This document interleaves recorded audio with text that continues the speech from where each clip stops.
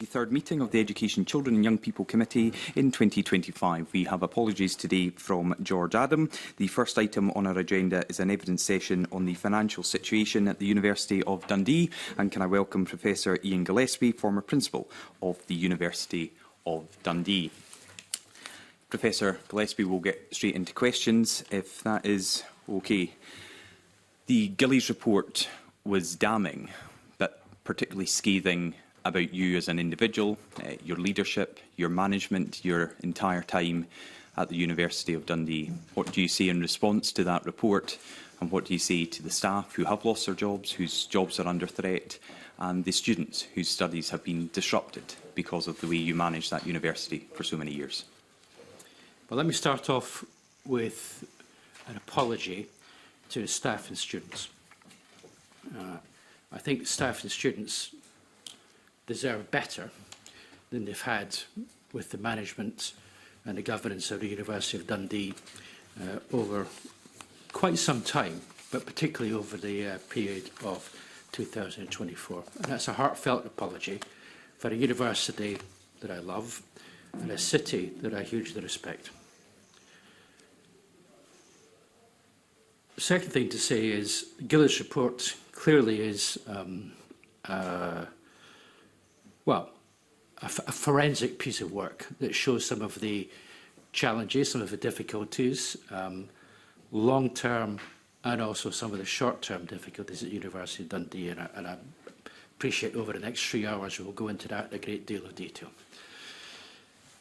As far as the way it's presented me and my management style, that's not something that I recognise. I think as a leader, as a manager of the university, I was always, and will continue to be insofar as I'm able, a champion of the University of Dundee and the people in it and what it tries to achieve. And I don't recognise some of the characteristics of my management style, but again, convey that I'm sure that we'll get into that in detail. So are you contesting the findings of the Pamela Gillies report? Well, I think there's the findings of the Gillies report which are very specific and forensic around some of the issues on the financial management of the organisation. And as I say, I'm sure we'll get into that, I hope, in a great deal of detail in this conversation. But in terms of how it represents me and my management style, that's not something that I recognise. Now, I think that's a different level of comment to saying that I'm contesting the forensic analysis. The forensic analysis is what the forensic analysis is. How can the forensic analysis therefore be correct in the financial situation, but the same person who did the forensic analysis into your leadership style, in your view, got it wrong? I mean, she says you tended to control the narrative of the court and elsewhere, consistently painted a picture that all was well at the university, frequently demonstrated hubris, dangerous over self-confidence and complacency, often in combination with arrogance. You had an overbearing leadership style, behaviours and dislike of potentially awkward confrontations and questioning. I mean, it wasn't just one remark. I mean, she rips apart your character. She does, and I don't recognise it. How could she get that so wrong then? And she's not the only... Did you watch her evidence session yesterday? I did not. I was travelling to come here. You were travelling yesterday. You travel a lot. We'll come on to that in a bit. But, I mean, the evidence session yesterday was not supportive of your leadership style. Were those witnesses all wrong yesterday? Oh, I don't know what the witnesses said yesterday. Well, I'm saying I didn't see it. They criticised your leadership style. Well, I'm sorry to hear that. Why are you the only person that thinks you were a good leader, whereas Pamela Gillies makes it very clear in her report that your style of leadership was part of the problem here? Well, I think the problems at the University of Dundee were based in some long-term financial challenges, and there were certainly cultural challenges at Dundee. When I joined Dundee, 4 years before I left, when I joined Dundee, Dundee had gone through some very, very difficult times with its previous leadership and also with its finances. And one of the things that had happened at Dundee is Dundee had, as I say, lost its confidence, lost its direction. And what I, plus others in the senior team, the executive and the leadership team and beyond, tried to do was build a sense of direction, strategy and confidence at that university. And that required some robust conversations and some difficult decisions.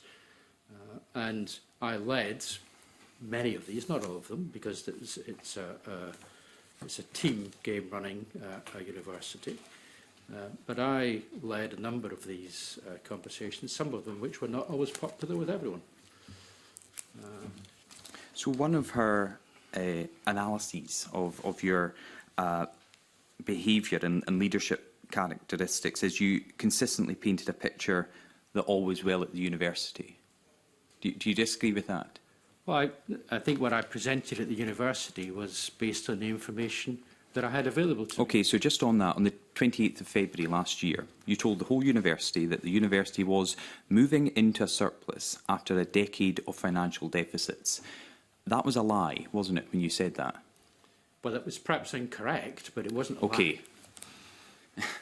If it was incorrect, and you said it in full knowledge, as Gillies tells us, that the principal was aware that there was an £8 million hole in the financial year 24 budget, that was a lie. No. What we were looking for was a betterment, and betterment was through not doing some of the things that would otherwise have been done. So no, there was no lie, there was no mendacity there. It may have been incorrect, and I accept that it was incorrect. I accept that I didn't have a full picture. You did. Well, I didn't. At the time, the principal was aware that there was an £8 million hole in the financial year 24 budget. At the same time, you were telling the entire university that it was moving into a surplus after a decade of financial deficits. You may say that is incorrect. I believe if you said that, which is clearly incorrect, in knowledge of an £8 million deficit, you lied to the university and you were painting a rosy picture that all was well in the university, which is one of the characteristics you have been criticised for in the Gillies report. Well, I think what I was trying to do with the university always was present what I understood to be the reality and the truth. And I clearly did not understand that there was the gap there was. But there was no lie, there was no mendacity in that. Error, yes, I accept error. I accept that the financial information that the executive group was working with, that they understood, and the financial information that the court understood was not correct and not underpinning underlying financial challenges. But it wasn't a lie. Wrong, yes. I can't believe you're saying that, and I wholly disagree with you. Do you accept ultimate responsibility as Principal and Vice-Chancellor for what is in here? You've said with the investigation in the financial element of the report you don't contest in any way. It is damning and completely eviscerates you and your senior colleagues in the university. Do you accept the ultimate responsibility because you were in charge over this period? Well, Convener, I've already accepted the ultimate responsibility. Well, no, to be very clear, well, just for a moment, you were saying how as a group, as a team, as an organisation, but the buck stops with you. Do you accept that you are ultimately responsible? I accept the buck stops with me, which is why, at the end of last year, I left. Okay. How did you leave? How did you let the university know that you were leaving? The university was advised by the Chair of Court, which is what the Chair of Court preferred. And how did you advise the Chair of the Court? The Chair of Court and I had a conversation over a weekend, and the Chair of Court informed me that she and numbers of her colleagues had no confidence in my future leadership, and we came to a discussion that I would resign. And how did you formally submit your resignation? I had a conversation with her, and then I sent her an email confirming it. Well, the Courier newspaper is reporting this morning you sent a text message. Did you send a text message to resign? I'm fairly sure I sent an email. The Courier's fairly sure you sent a text message, which is why they ran the story this morning. I think the Courier might not be correct in that, but it's possible I did. I don't now recall. Okay. I don't now recall. But let me be clear, Convener. I had had a conversation with the Chair of Court, with the Deputy Chair of Court, and we had agreed that I would resign. And I was asked, rightly, to send a message to notify formally that I would indeed resign, and I did that. And I cannot, with my hand in my heart, now, I think I sent an email, but I cannot, with my hand in my heart, say whether it was an email or a text message. It could have been a text message. I don't think so. I think it was an email. Okay. I think I would remember that ending my career at a university and how I did it, and I think I would hope it would be done in a proper way. But do you know what I thought when I read that story this morning? And whether it was an email or a text message, I read that, and the only thing I thought about you was you were a coward. You couldn't go back to the university and face the staff who were losing their jobs, face the students whose studies were so badly disrupted. You just created this mess and walked away into the sunset. Is that right? Well, that's a pretty damning interpretation of what happened. It's how I feel from reading that and seeing everything about you. Okay, but whether I'm a coward or whether I'm not a coward, that's for other people to comment on, not for me. I don't think I'm a coward. But I resigned in the way that the Chair of Courts and the Deputy Convener of Court preferred that I did.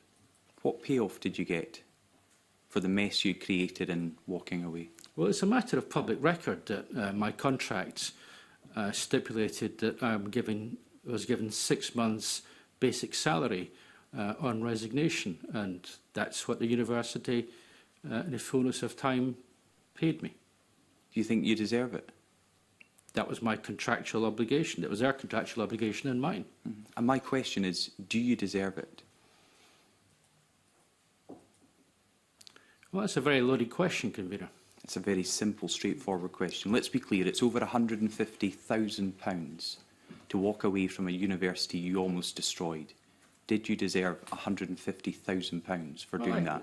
Now, Convener, I take overall management responsibility because I was the principal for what happened at the University of Dundee.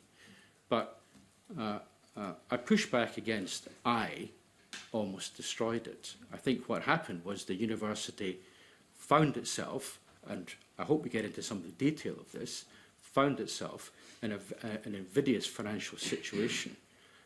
And my departure was agreed with the Chair of Courts and with the Convener. I could have stayed. You've told me, though. I could have stayed and worked with colleagues to try and recover the situation.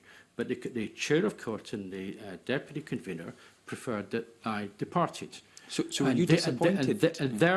And their message to me in departing was, when you depart, we will honour the contract and we'd like you to depart immediately, which is what I did. So were you disappointed? Did you genuinely believe if the Chair of the Court and others hadn't asked you to resign, you could have turned this around? Were you the right man to solve the problems that you'd created?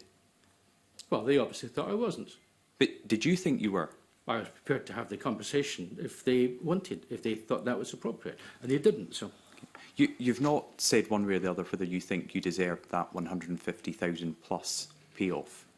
Given everything that's gone on, everything you've hopefully read, even though you didn't watch your evidence yesterday, everything you've heard from your former colleagues, from students who trusted you to lead their university, at any point have you considered paying that money back? That was a contractual obligation from the university, from my employer, to me to move. And at any point did you consider that you had created this mess, you didn't deserve it, so you were going to pay that money back? At many points, I regret many of the decisions that were taken across the course of my tenure in the University of Dundee. But you don't regret them enough to pay back £150,000? Well, £150,000, of course, was the cost of the university. It wasn't what I gained. But no, I'm not going to pay the money out. It was not in my my thought process to repay a contractual obligation to me from my work at the university. I want to come into some of the specific details before I go to other members. An area we discussed at length yesterday was the covenant breach. What was your awareness of the breach of the covenant and your responsibilities as Principal Vice-Chancellor, but also, according to the Scottish Funding Council's guidance, the accountable officer? So my knowledge of this was very poor, very weak. So first of all, the first time I was aware of there being a challenge to our covenants in 2023 was when I read it in the Gillis report. That had never been reported. Sorry, say that again, because I can't believe what you've just said. Well, so just say it again. The first time I was aware of a deviation, a requirement to shift on our covenant, that we hadn't met one of our covenants in 2023, the first I was aware of that was when I read it in the Gillis report. How can that be the case if you are the accountable officer? Were people not telling you the truth? Were they withholding information from you? Or were you not in the country or at the university enough to hear these concerns? Well, I was certainly in the country and at the university enough to hear concerns. This was never, ever reported to me. To my knowledge, it was never reported to the Finance Committee. OK, carry on. The 2024 breach, pardon me, came up in a conversation that I had with the Finance Director after he had resigned, and I was doing some of the exit conversations. And it came up because I asked him, can you please just take me through what our how our covenant tests look? What are our covenant tests? How do they look? Where are we performing? This is 45 minutes into a conversation with the Finance Director. It was a conversation which I was having together with the Deputy Vice-Chancellor, with the Finance Director. And at that point, the Finance Director mentioned to me that one of the covenant tests would need to be rescheduled, and he was about to talk to the banks on this. And I was, to say the least, surprised by this. Professor Gillespie, your evidence doesn't match up. You're saying it's on his exit interview. No, I'm saying it's one of the discussions we're having as he's leaving, not his exit interview. Okay. So I don't think of this as the very, very end of... Okay. So this is September, October time?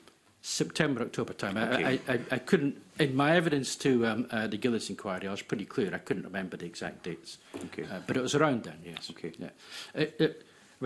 I know that it was, what I told the Gillis inquiry was this was roughly 2 weeks prior to the Finance and Policy Committee meeting in the autumn. And this was the first that I had heard of any challenge. So that makes it late September, early October, to be clear. I don't have to... well, if you'd watched the evidence session yesterday, you would know that the Finance Committee met in early to mid-October. Therefore, if it was 2 weeks prior, it must be early October or late September. Right. So that was the first time that I had heard, together with the Deputy Vice-Chancellor, from the Finance Director, that there was any issue at all with our covenants. And as it happened, within a day or two, I was going to London for Universities UK meeting, and I met one of our court members who is more expert on this than I am, and I asked him, how much should I worry about this? And I made sure that, and what I was told was if it's simply a rescheduling, that's probably not much of a concern if it's an accounting issue. So this was taken to the Finance and Policy Committee in a report from the Finance Director, which reported on this at the time. And I asked the Finance Director to make sure that the necessary reporting, including to Scottish Funding Council, was done. So did you know at that point you were the one that had to report it? Well, I wasn't specifically aware that I was the one that had to report it, but I was aware that it needed to be reported. And you were the accountable officer? And I was the accountable officer. And I assumed, wrongly, that that piece of work would be done by Finance, which was a normal practice, and then it would be passed on my behalf to the Scottish Funding Council. What I didn't do was chase that up, and that was a mistake. When did you tell the court? If you found out about this in late September, you must, because we've heard earlier, you text, you phoned the chair of the court, you must have picked up the phone straight away and said, we've got a problem here. Well, because I was assured that this was a simply an accountant. No. You weren't assured straight away because you travelled to London before you were assured by someone. Well, I was assured by the hold on, Finance Director. Professor Gillespie. Well, first of all, if you'd watched yesterday, you would have been very clear that the Finance Director was totally out of his depth in this area. He didn't feel that he had the required expertise to deal with the covenant. So just listening to him yesterday, I accepted he would not be passing on advice on this issue because he was seeking advice himself. So I'm not sure how you can put this all on him. You're the accountable officer, you're in charge, you're the principal, and by the sounds of things, you weren't that worried about it. You travelled down to London, you had an ad hoc conversation about it. This was a major breach of the finances within your university. You hold a very senior position, not just in your university, but universities across Scotland at that time.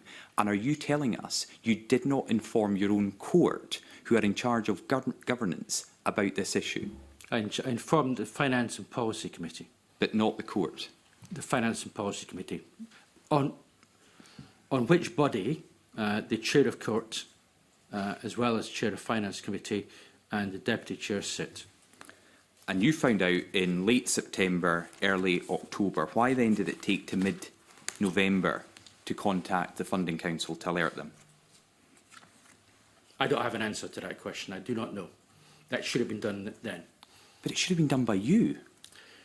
Well, of course, my name should be on the... No, you should do it. It's not someone typing up a bit of paper and asking you to sign it. This is your role, your responsibility that you had been entrusted with by the Scottish Funding Council, who give millions of pounds to your university and others. They stipulate that the principal is the accountable officer, to ensure it gets done. And it didn't, therefore it's your fault. Well, I have ultimate responsibility for anything that goes wrong. We've already established that, and I accept that. I accept as the principal, as the chief academic officer, as the chief the CEO, and as the chief accounting officer. I accept that that role has ultimate responsibility. But you will understand also that in a complex organisation like a university, the elements associated with dealing with these are delegated. And that was delegated to my finance director, who I assumed wrongly would do that. Well, no, but that's the nature of delegation in a complex organisation. Not in this like case. In fact, it works the other way. For something as serious as this, the delegation is disregarded because it puts you as the accountable officer to make sure it happens. It works in reverse. It goes to the very top to avoid the other people, to avoid any concern that duplication leads to something being missed. And you didn't do it. And what I can't understand is that someone who has worked in the civil service of the UK government, who has worked in universities, who holds the most senior position in his own university and is representative at the time of all universities in Scotland, could get this so badly wrong. And you can't explain to this committee why you failed so badly there.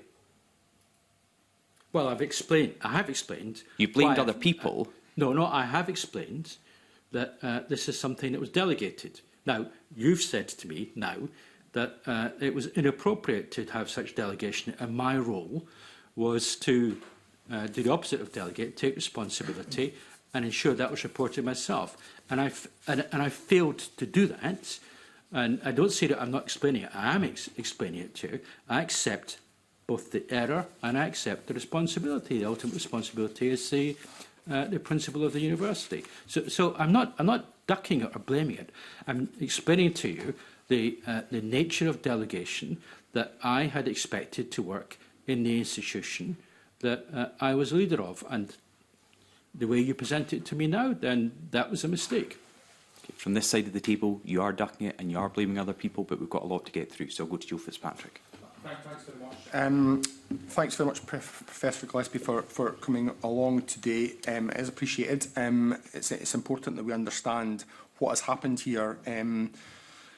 Like the panel yesterday, you did apologise and you told us it was heartfelt, but I'm still not sure it cuts it for the staff and students who are will be watching, and so it's definitely better you did that than not, for sure. But you know, folk are still hugely concerned about their jobs, about their their studies. There's a real concern about how the university manages to move on. So that's why it's really important that we get as many answers from this today. The convener asked about the covenant, but obviously that was a very specific thing. Putting that aside, and the irregularities between the evidence that we've had around that, when were you actually aware how bad the financial situation was at Dundee University? When did it first become a red flag? There's something not right here. Never mind the technicalities of, but... So, can I just repeat my apology? And it is heartfelt. And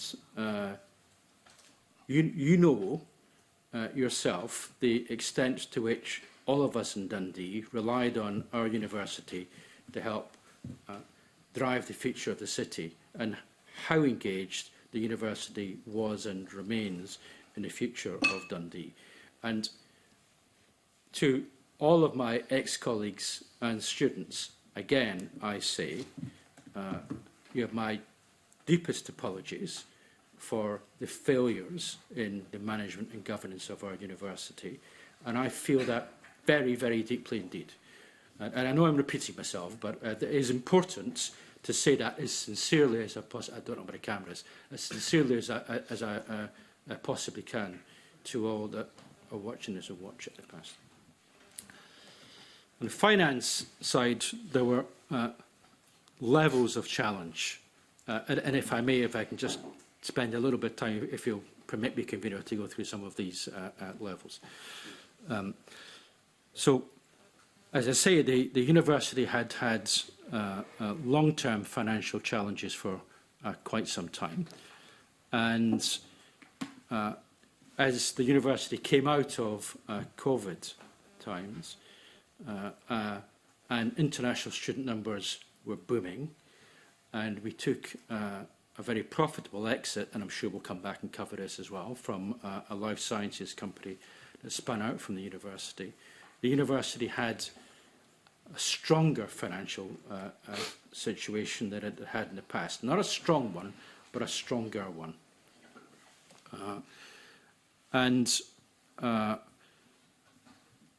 We believed, myself, the executive group, the court, and all of its committees, and the court and its finance committee were under different leadership at the time. We believed that there was the opportunity to invest in growing the university.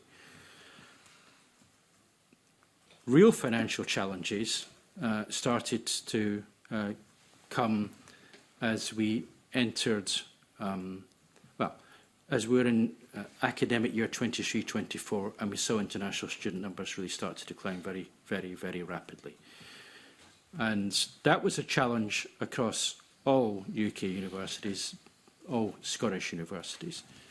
And for us, that decline happened perhaps more precipitately than for some others, partly because of the markets that the University of Dundee had depended on, particularly the Nigerian market and the South Asian, so particularly the Indian, Sri Lankan market. We followed that decline of international student income, both in the University of Dundee and across Scottish universities, closely. Dundee created a series of scenarios for downside from the international student income. SFC were collecting data on that, and we're advising that we do it. And as we went into the end of academic year 23-24, it was very obvious that our numbers had declined much more significantly than even our downside scenario. And that took us into a situation where we were looking at having to deliver very significant savings in academic year 24-25. Again, other Scottish universities were in a similar situation. all of that led us to planning a deficit budget for 24-25 and 25-26, and this is all detailed in the Gillis report, as I know you'll appreciate. And then there were a number of shocks that hit us as we moved into the beginning of academic year 24-25. One was RAC. It's a reinforced autoclave concrete, where Dundee was hit harder on RAC than some of our other institutions. A second one, which wasn't huge in the grand scheme of things, but still was a shock, was the shift in NI contributions. A third one was we had missed our Scottish domestic student intake, which is very disappointing. And then thirdly, our international student numbers came down. And as we went through October into November, the size of the hole became increasingly obvious. And I briefed the Chair of Court on this, and we briefed Finance Committee on this, and we looked at coming up with a plan to turn that around. The zenith of this was at the court meeting in, and forgive me, convener, again, I don't recall the dates, November, I think, sometime in November, which was immediately after a new interim finance director had started, and as that interim finance director came on board, my first conversation with her was, I don't think things are as healthy as we've been led to believe. She said I was about to say the same thing to you, and over the course of that weekend, she found some very significant structural holes that I had hitherto been unaware of. Now, whether that's, should I have been aware of it? Absolutely. But I had not been aware of it.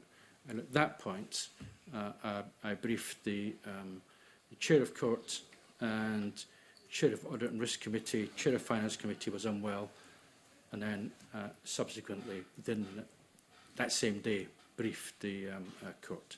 Sorry, we're going to detail, but that's kind of a broad narrative. So that's really helpful. I think folk watching will just find that incredible that yourself, surrounded by a team of people all paid significantly more than the First Minister of Scotland, yourself, multiples, I think, weren't aware of these structural problems until somebody came in the door and all of a sudden everything's clear. That's incredible. I want to go back, though, because I think the international students part of this is significant, because it feels like that is the thing, apart from the mismanagement across the board, that appears to be different in Dundee from, there's pressures across the higher education sector in the UK. But something different happened. Why was it that Dundee University were so invested in these very risky markets? And why were the signals in 23-24 not taken more seriously so that action could be taken at that point? What was the advice that you were getting? Who was responsible for taking those decisions? And just to throw things so you can be more complete in your answer, why was there a continuation in increasing the staff number in that area when it looked like numbers were coming down, but nonetheless we're still recruiting folk in terms of the team? So, if I, as briefly as I can, Professor Gillespie, I did allow you to give a very long answer to Mr Fitzpatrick. Yeah. We do need to be a bit more concise, both in questions and I don't want to stop you saying anything, but if we can get to the point, we've got a lot to get through. Thank you. Forgive me, convener, but I hope that some of the contextualisation now will avoid having to do that contextualisation later. So if you'll permit me a little bit to say something about international student recruitment, if I may. Dundee was very reliant on Nigerian students, on Indian students, and Chinese students. And Nigerian and Indian students were by far the largest numbers. Our Chinese student numbers were low compared to the overall international student numbers if you compare us to other research-intensive universities. And most of the students were coming to the School of Business, where there was a real effort to boost School of Business and to engineering and to computing. The very, very big drop was initially because of the removal of dependence visas for students, and that really impacted on Nigerian numbers, as did the devaluation of the Nigerian currency. The African model, very briefly, is that students would borrow money from their families, come with their families, the spouse would work, and that would help pay for the student negotiations. So that had a very big impact on a number of Scottish universities. RGU had a lot of Nigerian students, we had a lot of Nigerian students, a number of other universities did. And that mainly impacted in the School of Business. So a lot of these betterment numbers in the accounts in 23-24 were about reducing appointments into the School of Business. And that did happen eventually. The Indian students were coming into science and engineering. We were trying to boost science and engineering anyway. There was a new dean in place.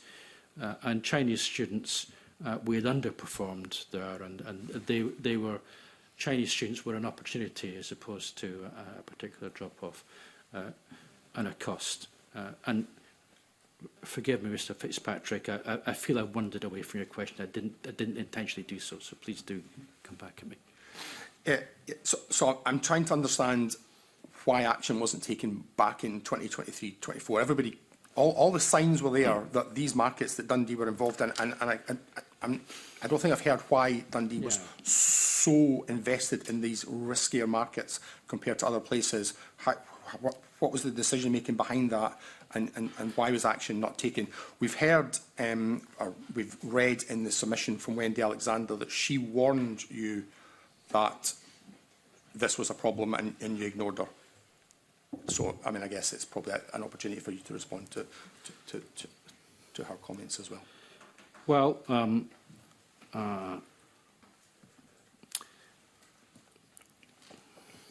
given that you've invited me to respond on Wendy's comment, then obviously let me begin with that. Wendy was very, very focused on pushing numbers of students up, and we had over-recruited from high-volume, low-cost markets, and that over-recruitment in 23 was causing us some quite significant academic integrity problems.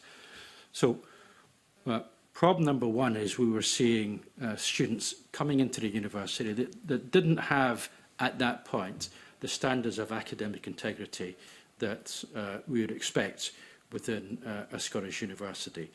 And that caused some academic delivery challenges that I suspect Blair Grubb, when he gave evidence to this committee a few months ago, will have mentioned.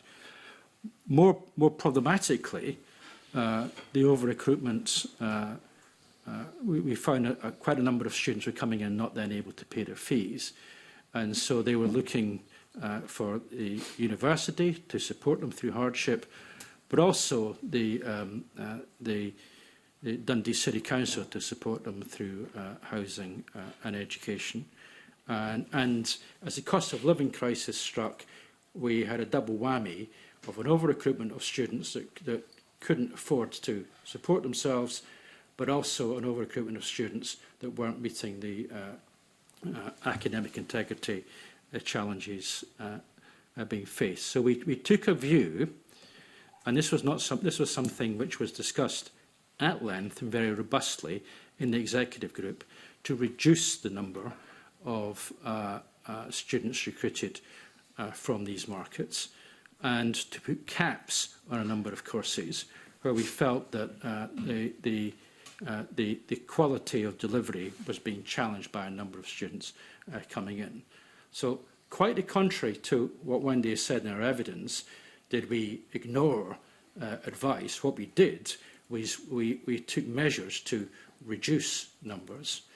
and we formed a new student number planning group that would take a view of not just the idea of piling numbers very high, but ensuring that we had the capacity to support students both in academic delivery and in ensuring their welfare coming in. So actually what we did was we pushed our target numbers down. At the same time, as we were looking at what would the recovery likely be from the hits of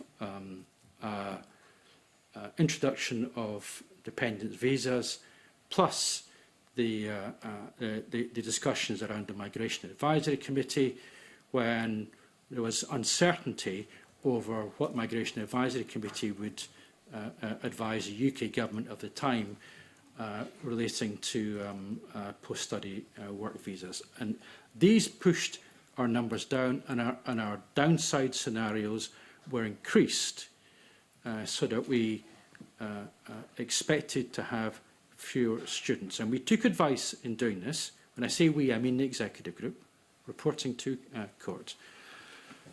We did this with all members of the executive group fully involved, with all of the planners involved, and with clear goals on what the downside scenarios would look like. So it is simply not true to say that advice was given and ignored.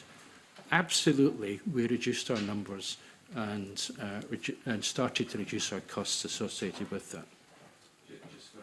Fitzpatrick, I think we've got enough context now in your very full answers, so if we can just get to the point for the rest of them, please. Mr Fitzpatrick. So I guess there was a few other things that Wendy Alexander said in her report here. Was there anything else in there that you would want to respond to? Because right now, I think the balance of what we're hearing, and it's unfortunate that Wendy isn't able to give evidence to committee because of a commitment, her side is feeling much, much stronger, to be honest. So if there's anything that you feel you need to respond to in what she said, then I think you should do it, because to be fair, I'm not sure the committee is convinced by what we're hearing just now.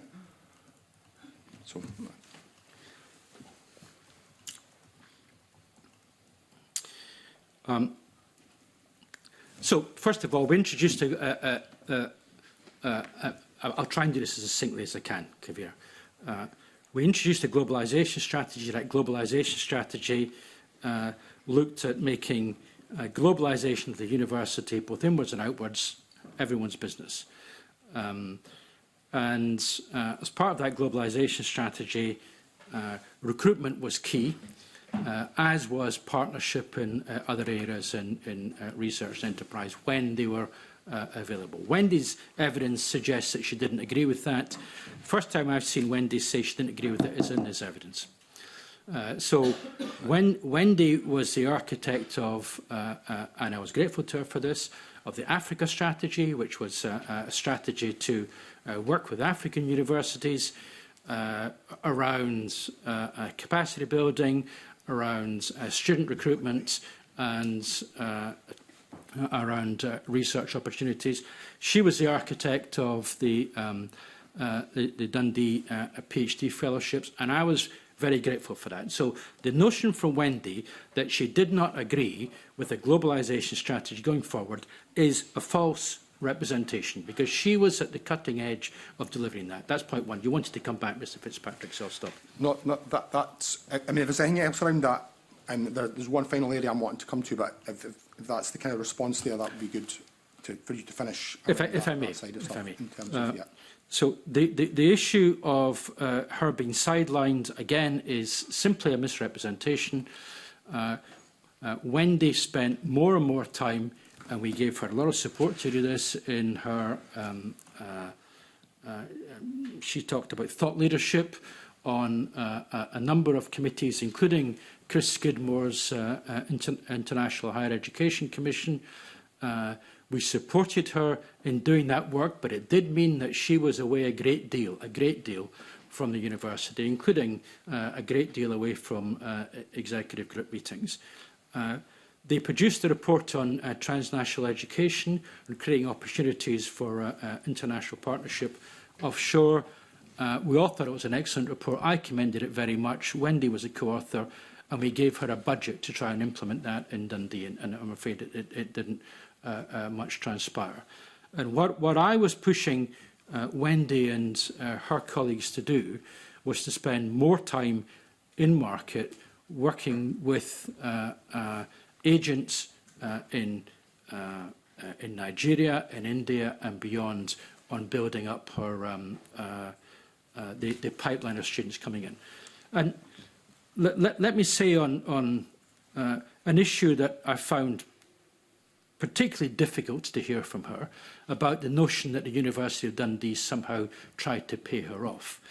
What the University of Dundee tried to do was create an opportunity for Wendy to help develop the North American market, because the American market was, by which I mean Canada and the US, particularly with yeah, sorry, not Mexico. And Trump had just been elected. There was more and more interest in North American students coming to Europe. Dundee had hardly performed in North America. It was an area that Wendy knew very well. And in terms of Wendy's performance as a VP International, she performed very well at the point when Dundee had almost no international students. But as matters moved forward, when Wendy's interests started to move elsewhere, around thought leadership, with the boards that she sat on, and what we needed was a VP International that spent time actually out there in the market generating student numbers to come. And so Wendy's representation of conversations around her departure, she had had a retention conversation 2 years ago. The retention conversation, as she was applying for a job elsewhere, was that she got a salary increase, and she was paid very well, and that she develop succession planning with an assistant VP International, which was done, that she look at delivering on the university strategy, and I've just commented on some of the challenges around what she's saying on strategy now, and one of her particular, we all have weaknesses, and I'm very open about mine with you, Convener, but one of her weaknesses was that she got very, very detailed in a micromanagement of professional service staff, and this was causing significant amounts of tension. So one of the elements was that she spent less time doing that and more time doing strategy, and that wasn't happening. Okay. Forgive me. I mean, I find it somewhat ironic that someone who was on 11 foreign trips in 2 years should criticise other people for not being at the university, but I don't quite understand from your answers to Joe Fitzpatrick why then you asked your Company Secretary and Chief Operating Officer to negotiate without prejudice for a package for Wendy Alexander to leave. So, Convener, this is a public session, and I don't want to get into a slanging match about people's characters. But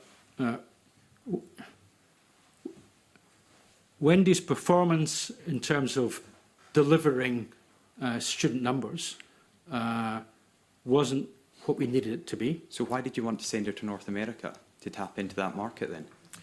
Because she knows North America well. She spent some time working in Canada. She had good contacts in North America. And what we were looking to do was find what we talked about as a glide path for Wendy to, she'd constantly been talking about moving on, this being her last 2 years. So we're looking for a glide path to help her do that, and at the same time create some opportunities for the university. And that was why North America was an idea. Now, she didn't like the idea, I understand that, but it was an idea. It was something put on the table, and might this work for you, Wendy? Okay, I think others will delve into this. I'll move now to Pam Duncan-Glancy. Thank you, Convener. Good morning, Professor Gillespie. I find this particular line of questioning quite difficult to hear and to kind of add up with what we've got in front of us in terms of the evidence. So what I've seen is communication by Wendy Alexander to the university, you'll have seen this as well, highlighting at various points concerns in international students' numbers, concerns in the finance, questions about why specific management accounts weren't provided, really pressing quite difficult questions at times, including words like numbers were being massaged down, I think was one of them. It sounds to me like it was convenient for you to ask her to go quite far away so that there was nobody presenting any challenge to yourself at the time. Well, that's certainly not the case. Okay. When Wendy brought analyses and challenges forward, we explored these in the executive group, and they were never ignored. It is not the case that they were ignored. They were explored, they were discussed, and they were acted upon. So the evidence she's given us is untrue. Is that what you're suggesting? Because she shared emails. Well, I've not sat and looked through the emails and email responses that Wendy sent. Okay. What I am saying... Professor Gillespie, the evidence was submitted to allow us to question witnesses, including yourself. And are you saying you did not prepare for this session by looking at the evidence submitted by others? Of course I prepared for that. Sorry, I understood that Ms Duncan Glancy was talking about other material rather than the evidence. Forgive me, I misunderstood. No, that's okay. I understand. And I also understand this is a very difficult circumstance. And so if there is any misunderstanding, please just ask for clarity and I'll do the same.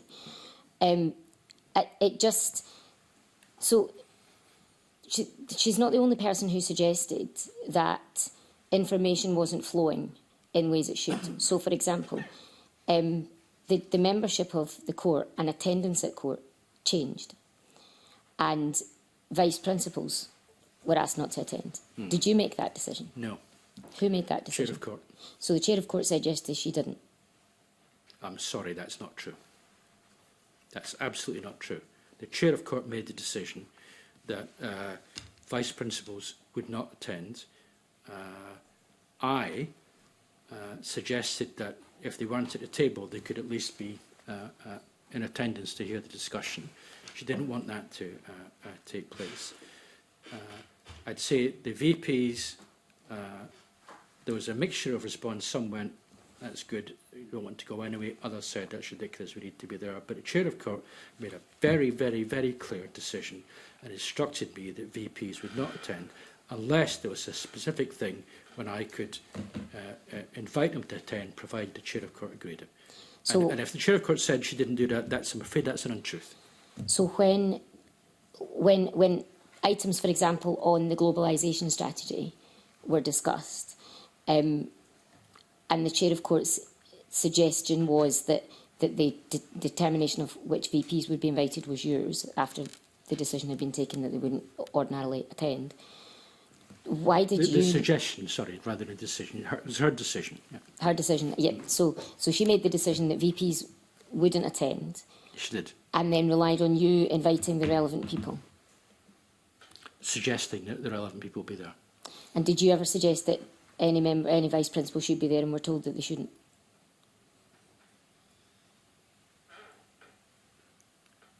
I don't recall being told that, no. And so when the globalisation strategy was the change in approach, why was Wendy Alexander not invited back to court after September 23 then? Given all of what you've put on the record about international student numbers and the globalisation strategy being some of the serious concern about what happened in the university, why would you not want that information? Well, Wendy would have been invited had there been a specific agenda item in her portfolio, in the same way that the others were invited when there was a specific agenda item in their portfolio. And that was the agreement from the Chair of Court. But you have also said that a large part of what happened in Dundee was down to international students and the changes in that market, and then your suggested change in approach, which was the globalisation strategy as opposed to a kind of more recruitment-based. The globalisation strategy was a bit earlier in the year, I think. And did you continue to share relevant data and numbers of international students with the Vice Principal? Well, the Vice Principal was the lead in sharing the numbers. So the Vice Principal chaired the Internationalisation Committee. The Vice Principal chaired most of the operational committees. The Vice Principal was heavily involved in all student planning, planning numbers and all the data. Not me. But you I didn't think sit to invite her to court at any point? You didn't think that having some of that expertise within the decisions that the university was making in order to address some of the concerns it was in didn't feel like a thing that should be... Well, the message from the Chair of Court was that VPs should only be invited if there was a substantive agenda item which was in their portfolios and they led on. And that was something that the Chair of Court pushed very hard on and did not want large numbers of VPs around. And it applied to all, on research, on education and on internationalisation. It wasn't my choice to do this. I pushed back against this, but no, the Chair of Court insisted, and that was the way that things were done. So I reiterate, if there was a suggestion in the evidence session yesterday that that decision was not taken by the Chair of Court, I'm sorry, that's not true. Okay, so moving on then to the decisions that were taken once the information started to become apparent. And I think there's been some disagreement about who had what information when, including from the panel yesterday, and some of which you've already said yourself today that some information wasn't available to you or you weren't aware of it at the time. But once you did become available, once you did become aware of it, my understanding is that the executive group advocated voluntary severance initially, and that was rejected and resisted. Can you explain? Do you recall that? And what's your reason for resisting it at the time? So can I just play back to you what I've heard and see if I've understood the question, if I may? It's the question that the executive group suggested voluntary severance and I opposed it. Resisted. Yeah. Well, that's certainly not true. Okay. We clearly needed to reduce our cost base, and clearly that required us to look for staff cost savings. And staff cost savings needed to be achieved by a freeze on recruitment, much tighter grip on recruitment, and by, at least in the first instance, voluntary severance. And the debate was around, and you know, this would have been an absolute last resort. Would voluntary severance be sufficient to get us to the cost saving that we required, or might there be areas of the university that we needed to look at and ask whether they should continue or not? And so my push on voluntary severance was very much the what plan can we come up with on voluntary severance that will incentivise, provide a sufficient incentive for staff to look at and see it as an attractive proposition, but be within the boundaries of affordability, which were becoming much tighter. At no point did I resist voluntary severance. Quite the opposite. I was pushing for a voluntary severance plan to come forward more quickly. Okay, thank you. And just my final question, Convener, if that's okay. Did you take in-year spending decisions without the UAG?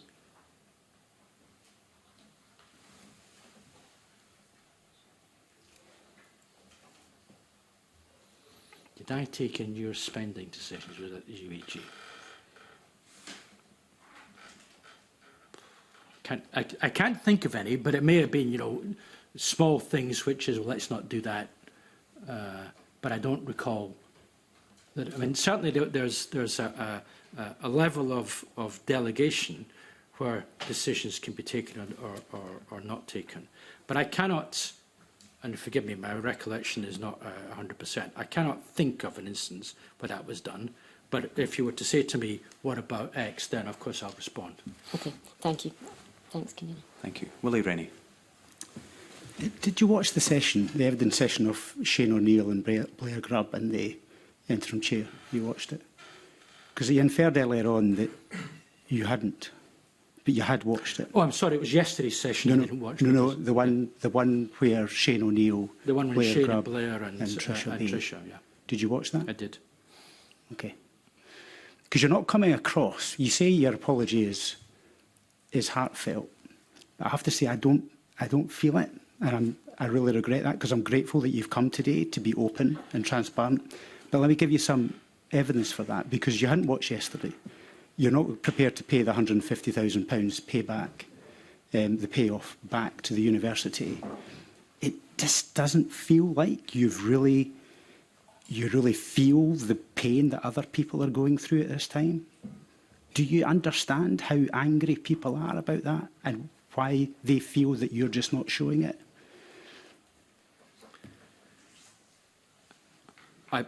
I definitely understand how painful this is. I definitely understand that people are angry. And I'm trying to show that I do understand that. People don't want to hear that I feel pain. I do, but people don't want to hear just that. pay the £150,000 back. That would be a start, wouldn't it? I mean, to hold on to that just seems astonishing with the pain that other people are feeling. And it is, you know, I know it's not, I mean, £35 million deficit scale, it's not that, but it's at least an indication that you understand. I won't press anymore. I just genuinely want you to think about that, because I think it would send an important message. It wouldn't repair the damage, but it would send an important message. So a year ago, in this very building, you remember that you gave evidence to this committee. You told me at the time, I am delighted to say that our universities in Scotland are actually quite well run. You went on to say, I do not at this moment see any risk to survival. And then you said, we are well-run institutions.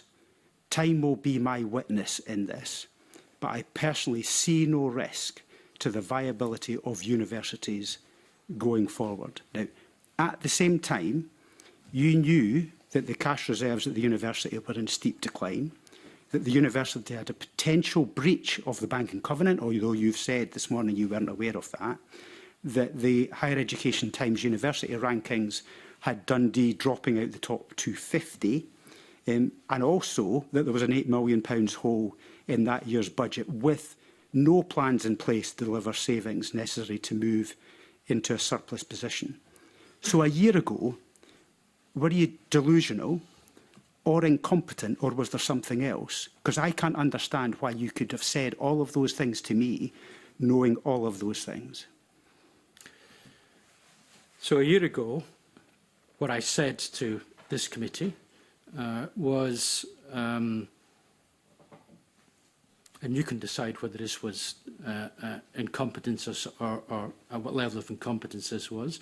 I believed... Or delusional, I said. Or delusional. I mean, or something else. I just don't understand it. I believe what I said. What I was not aware of, and I've explained, and I'll do it again if the convener wishes me to, I was not aware of the covenant breaches. And the Gillis report is quite correct. The University of Dundee, me included, did not have sufficient grip on our cash reserves. And my belief at that time was that we had a rolling credit facility.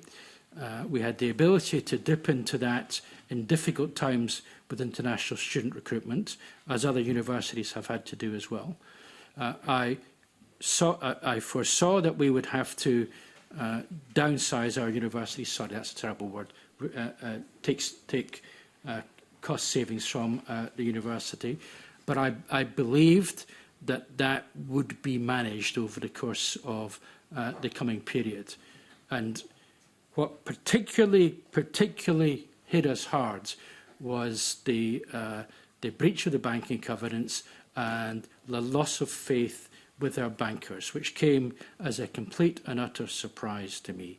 And that, had I been aware of any of that at the point when I was giving evidence to the committee, first of all, I'd have given that huge amounts of attention, and secondly, perhaps I'd have revised what I said to the committee at the time.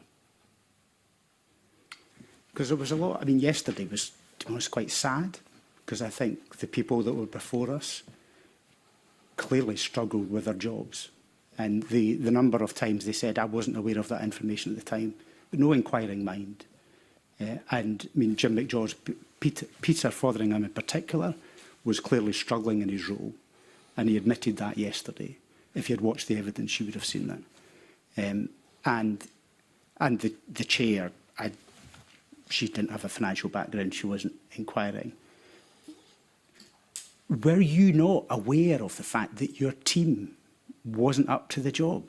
It's your job to make sure you had the proper team around you. Were you not aware of any of that? Because you are passing the back on to everybody else, that you weren't told, you weren't aware, you hadn't a grip, but it's because other people hadn't told you. This is your job.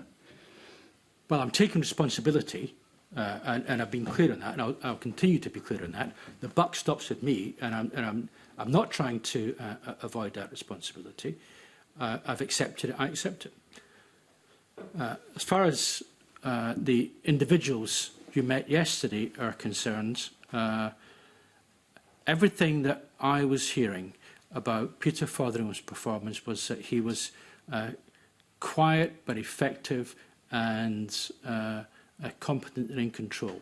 And that was the message that I got from his staff in Finance Directorate, and that was the message that I was hearing from the Finance and Policy Committee. And so, should I have dug yet further in with the benefit of hindsight and the benefit of this Gillis report? The answer is yes. It wasn't the benefit of hindsight. There were fires going on, there were warnings going on across the system of higher education, not just in Scotland but the UK. There was alarm bells. Surely the two didn't match up.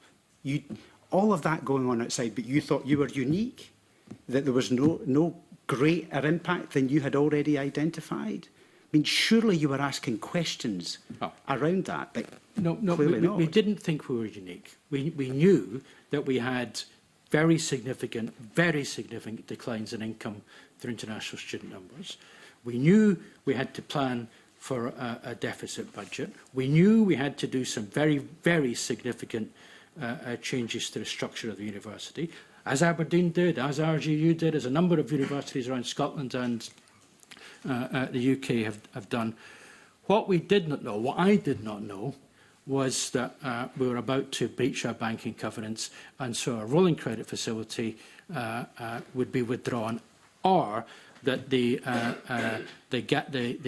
gap in capital was as big as it did. We simply didn't have a sufficient eye on our cash reserves. Do you think people were afraid to challenge you?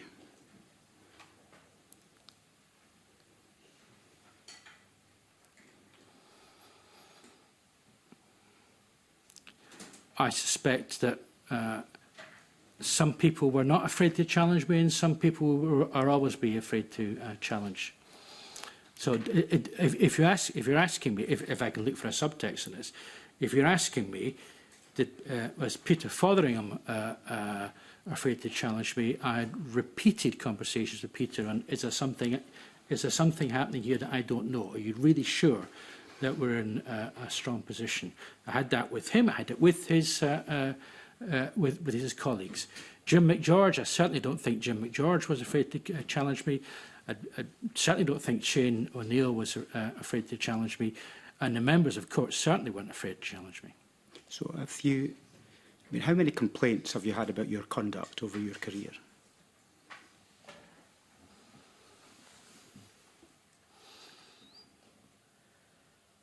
Well, certainly I've had no complaint about my conduct in an awful long time.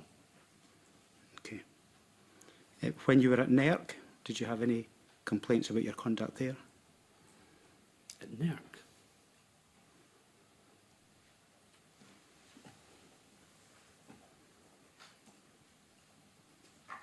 When you were at Leicester University? I don't recall. Okay. Did you ask anybody to sign a non-disclosure agreement, or did the system ask anybody and to leave their post? At NERC or at Leicester? Yeah. regarding me.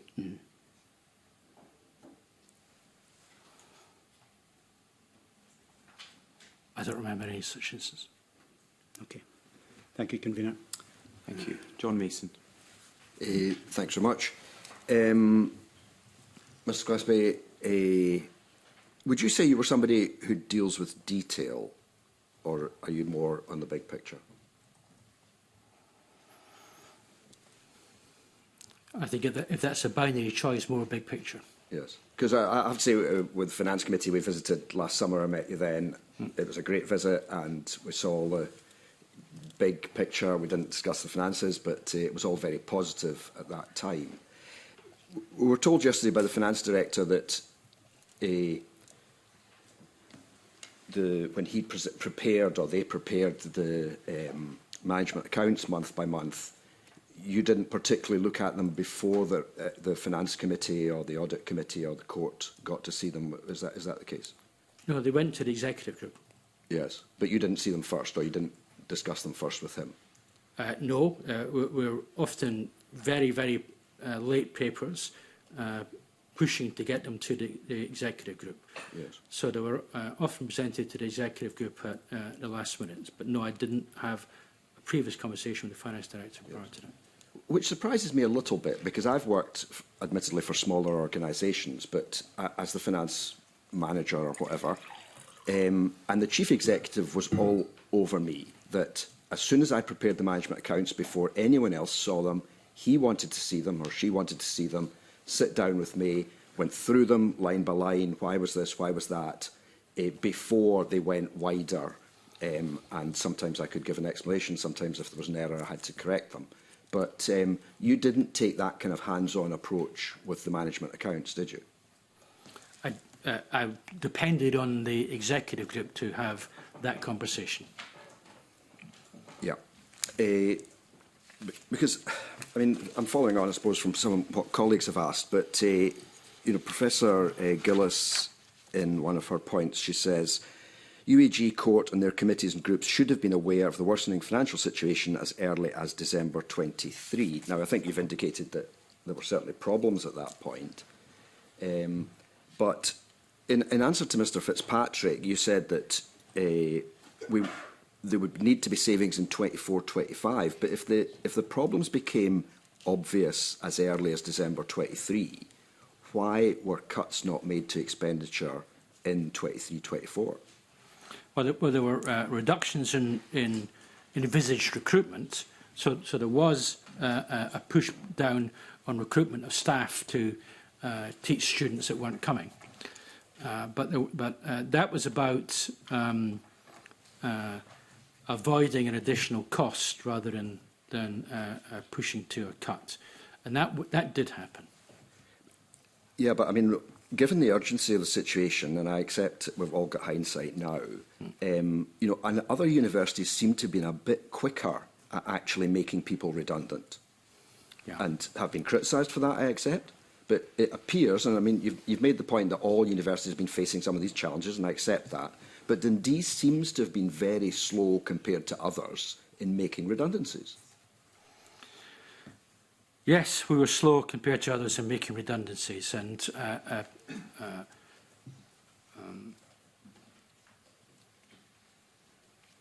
with the benefit of hindsight, we should have moved forward more quickly, but we did not. Okay. On the cash position, I think you've also accepted that kind of drifted a bit and the cash balance went down quite dramatically. We saw a lot of new buildings when we were visiting last summer. Was it too ambitious to go ahead with some of these capital expenditure? Would it have been better to not build some of these buildings?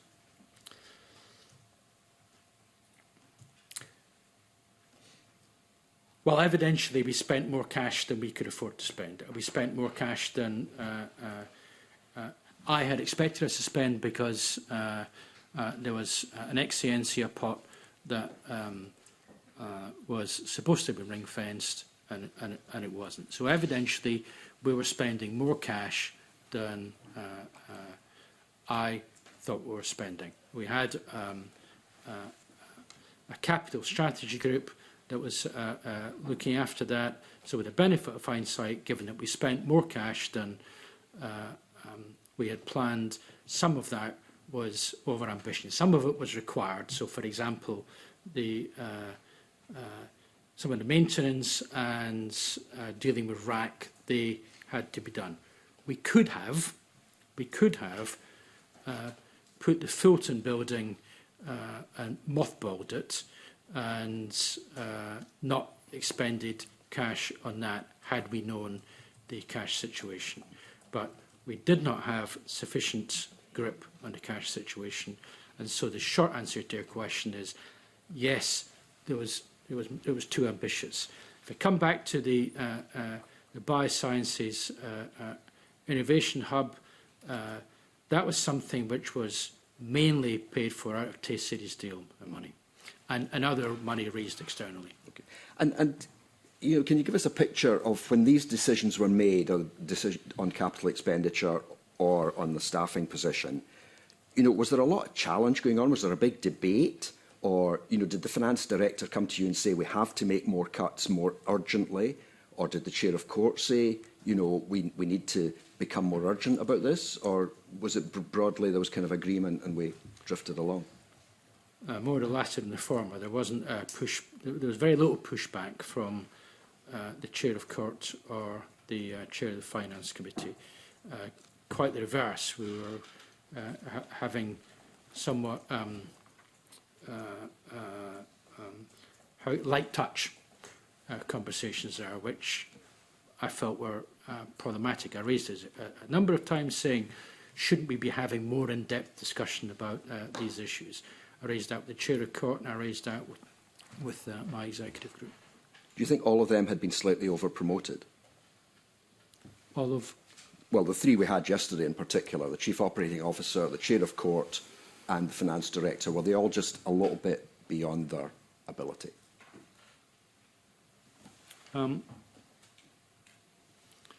Well, I think, again, with the benefit of hindsight, evidentially from what you said around this table this morning, evidentially they were struggling. I think that the chair of court had come without much financial experience and without much large organisation experience, and the chair of court had a particular view on what she wanted to achieve as chair of court.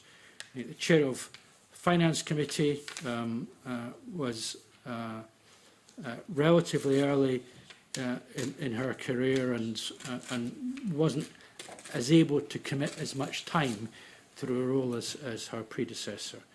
The finance director, I think, very, very evidentially, he was beyond his capability, and that is my deepest regret. The chief operating officer, I suspect he was cowed by this committee. I think he's a very competent individual. Yeah, because the impression I'm getting is that everybody realised there was a bit of a problem, but no one, and I accept it doesn't have to be you, but nobody in the system, and from an accounting background, you know, I might have expected it to be the finance director, really drove this and kind of underlined the urgency and spoke to the court, spoke to the committees. That just wasn't happening, was it? Clearly not sufficiently. No. The auditors gave you a completely clean bill of health for the July 23 accounts, both external and I think, from what we can gather, the internal auditors were not flagging up any major issues. Now, these are both huge, two of the four largest accountancy firms in the world. So we do expect, and I think you were paying them quite a lot of money, so we expect quite a lot of competence. I mean, would your feeling now be that maybe the auditors should have been flagging things up a bit earlier? Well, my feeling now is both the finance committee and the auditors might have been flagging things up a little bit earlier. I'm assuming, as far as the auditors are concerned, and the audit and risk committee is concerned, I'm assuming that they were taking a view on the basis of information put before them, which is the same information I had put before me. But, for example, £8 million betterment, with the benefit of hindsight, perhaps that could have been flagged as something that the management group should pay more attention to. Did the auditors, either internal or external, have direct discussions with yourself? No, they did not. They didn't? No. So when they formed a view that the university was a going concern through to July 25, that was from other people they were forming that view? From the chair of the audit committee and finance director and others, yes, not from me. You used the word betterment. Can you tell us, it's not a word I was familiar with, and I accept I'm not up to speed in all the latest accounting terms, but can you tell us what you understood by that word betterment? So I admit, until I joined Dundee, it's not a term I'd come across either. My understanding of the betterment number was these were cost savings to be delivered through which had not yet been ascribed to an individual business unit. So they were cost savings which needed to, I'm going to repeat myself, forgive me, I've said messed up. Okay. So in one sense, you could say there were a delaying mechanism, is that right? Because there were savings that had to be made, but they had not been decided where these savings actually specifically would be made. My understanding was it was to recognise that the savings needed to be made and processes were in place to deliver them. So rather than a delaying mechanism, it was a flagging mechanism to ensure that these savings were delivered. So I put it as, my understanding of it, it was a positive to ensure it was delivered as opposed to a delaying mechanism. Okay. And probably about finally, covenants have been mentioned quite a lot, and Professor Gillis makes quite a big emphasis on them. I mean, I wonder how you see covenants, because I think a lot of businesses and organisations, they sign up to a loan agreement with the bank and they don't read all the small print, and that's where the covenants are. It's like most of us buy an insurance policy, we don't read the small print, but lo and behold, it can sometimes come back and bite you. Do you think that's kind of the way you and others were looking at the covenants? I certainly did not. I did not pay sufficient attention to our covenant commitments. If I had, it wouldn't have been September, October, when I had a conversation with my finance director saying, "Tell me about our covenants, please." And I think part of the reason for that was insufficiency of a recognition that covenants applied to drawing down a revolving credit facility rather than private placement loans. We had talked about the possibility, this is way before international student numbers came down, would the University of Dundee look for private placements? And that I understood much better the impact of covenants, but I had to ask the finance director to explain to me where we were in covenants on the revolving credit facility. And that was a failure of mine to recognise the importance of covenants, which I tried to ameliorate by the conversation I had with them. So it's a slightly long-winded answer to say, yes, we had paid insufficient attention to covenants because they hadn't seemed sufficiently live. Yeah, I mean, just by way of comment, maybe, I mean, my experience of covenants is it's very varied. Sometimes the banks insist on them, sometimes they don't. They're more relaxed about them, but they can catch you out. Okay, thanks, Convener. Thank you very much. I very deliberately moved to John Mason, despite wanting to follow up from Willie Rennie's points, because sometimes when you're asked immediately, it doesn't trigger in your memory, but you go on and discuss another subject and then come back to it. So at any point in your recollection, in your time at NERC, were there issues with staff working under you, complaints made against you about your behaviour and how they were resolved? So in my time at NERC, there was one member of staff who did make a complaint against me, and that was about overbearing behaviour. I'm not going to mention the individual's name in public. And in terms of how it was resolved, at some point that individual moved on to another job across the research councils, but I wasn't involved in that process, so I can't say in answer to Mr. Ronnie's question, was there an NDA or a movement? I simply don't recall that. I wasn't involved in that. Mr. Rennie's first question was, were there any complaints about your behaviour? You now seem to know an awful lot about this I mean, case. have you reminded me of that? Did you deliberately not answer Mr Rennie earlier? Well, I've very deliberately been really clear now. Because you're being pressed. Well, But why couldn't you remember it just a few minutes ago? your comment, convener, is quite right. Okay, That sometimes, when the question's asked, it's what? And then you reflect on it as the next question comes in. So I've reflected.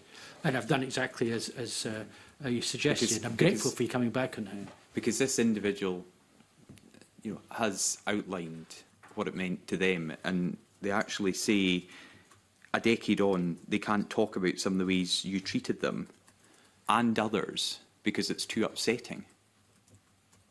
A decade on, Well, you're still having an I'm impact. very disturbed to hear that. I'll take Willie Rennie in just now. Two questions. This individual also said that there was others at Leicester University that knew about your behaviour, and it was widespread, widely known. And secondly, you said that there's, in your first answer to me, you said certainly not in, I can't remember what period you said, but I'm sure you implied Dundee. So other than Leicester, before Leicester, any other times of any other complaints that you were aware of or people objecting to your behaviour? Was there any of that at any time? Come on, you would remember about these things, surely, because they're a direct criticism of your behaviour. I would certainly know if people were complaining about my behaviour. Nothing else. Well, we're just discussing NERC. Mm-hmm. So, other than that, none at all. You're taking me back into civil service now.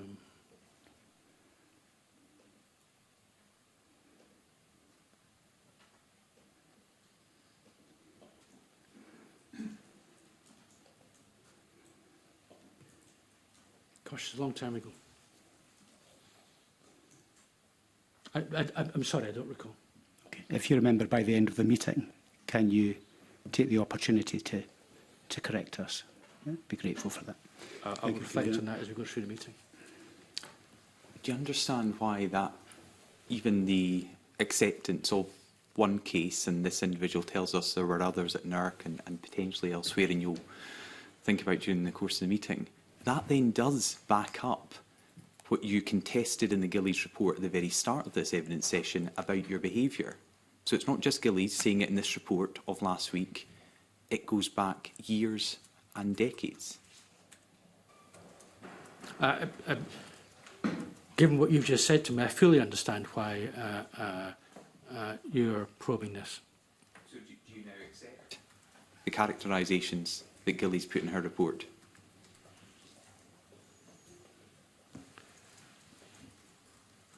Well,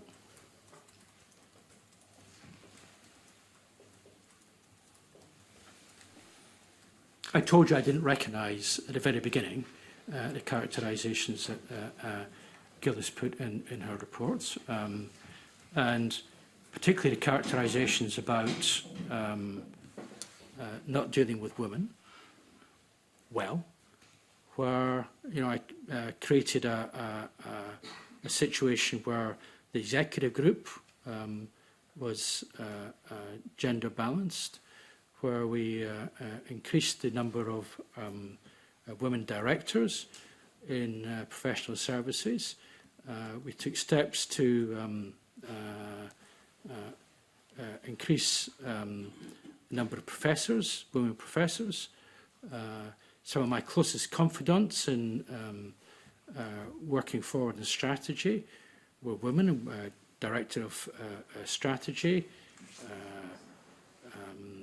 head of the chief of staff, and others. So, it's helpful that you mentioned these various different titles. First of all, I just want to say I hope the person that was strong enough to outline what happened to them 10 years ago takes some encouragement from the fact that under probing you've been able to recollect that, and it does match a pattern of behaviour that Gillies reported. But you mentioned a number of roles there to try and defend how you have acted as a leader. In the 4 years you were principal, the following left the University of Dundee senior leaders, senior management: 4 directors of people, 3 directors of finance, 3 directors of external relations, 3 directors of strategy, and 4 chiefs of staff in the principal's office. So at any time when these 17 people were separately leaving the University of Dundee, did you ever think the problem was not the individuals that left, but the one that remained, you? Well, my recollection is we had 2 finance directors, 3 if we include the interim. We do, yeah.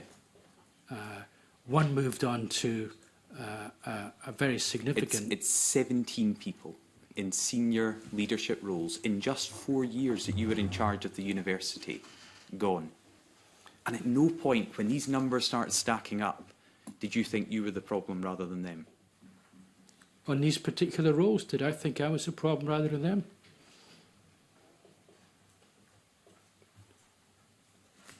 No, I didn't think I was the problem for them leaving. A number of individuals left because of challenging environments they found themselves in. Did I think I was a problem rather than them? No. Miles Briggs. Thank you, Convener. Good morning, Professor Gillespie. Did you ever struggle in your role as principal? I think any principal that says he didn't struggle in the role at some point in time would be, to use Mr. Rennie's word, delusional. So yes. And in what areas would you say you particularly were struggling in that role? So first of all, when beginning as principal, the imposter syndrome challenge was an issue. I had a coach. I was part of a peer group that worked with me. The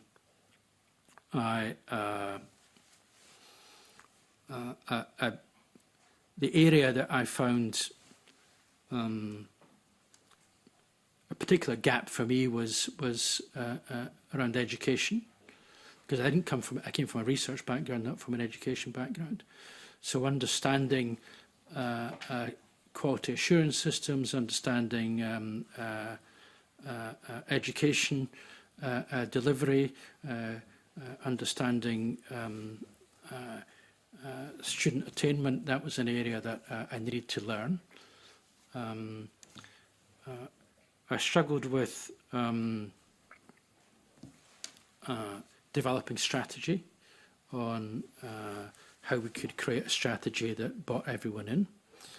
I'm sure there are other areas, but they're the immediate ones. That's interesting. And in Professor Gillies' report, she says she received many reports that the principal frequently demonstrated hubris and excessive pride in his role. And do you think that was from that training you'd received or personal traits? I must admit that was one of Pamela's comments that I was trying to kind of understand what she meant by that. I very deliberately took a position where I wanted to try to instill confidence and direction in the university and talk the university and the ability of both the university and the city up. And if that's interpreted as hubris, then I accept that as part of it. I think the role of being a university leader. Pride in my role, well, of course I was proud of being the principal of a great university. I'm not sure what excessive pride in the role means there. I wanted to ask a few points for clarification on yesterday's session, because, and you clearly haven't been able to watch that, but there were a number of questions surrounding your expenses. So can I start? Did you approve your own expenses? No, my expenses went through either a chief operating officer or a chief finance officer. So at no point did you sign off on any of your own personal expenses? I wasn't signing. I can't sign off on my expenses. And the I mean, the evidence yesterday was the Chief Finance Officer and the Chief Operating Officer were not involved in your expenses. Are you saying they were wrong yesterday? The Chair of the Court accepted there was a policy that she would have to sign them off, but the Finance Director at the time and the Chief Operating Officer said they were not involved in your expenses. Well, around a year ago, I asked the question, can I just be sure, please, that the Chief Operating Officer is signing off my expenses, to which the answer I got from, whether it was him or whether it was the Chief Strategy Officer, I don't remember, was yes, this is the system at which your expenses are signed off. I said, thank you. Because that's what my understanding of how expenses were signed off was. And that was the agreement I reached with the previous Chair of Court, Ronnie Bowie. Miles Briggs. So the auditor's report suggests that your expenses broke claim rules. Do you recognise that? I was unaware of that.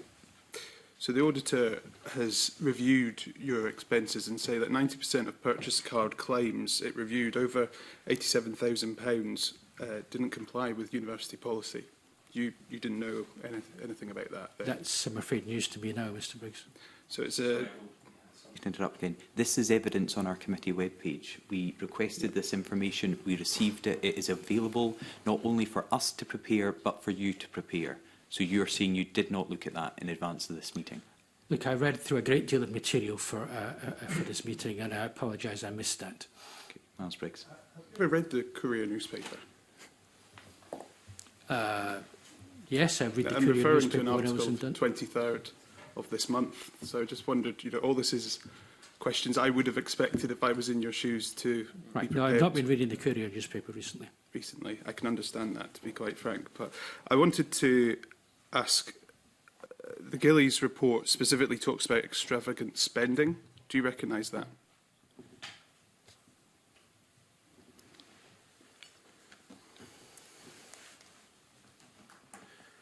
I think the expenditure was always focused on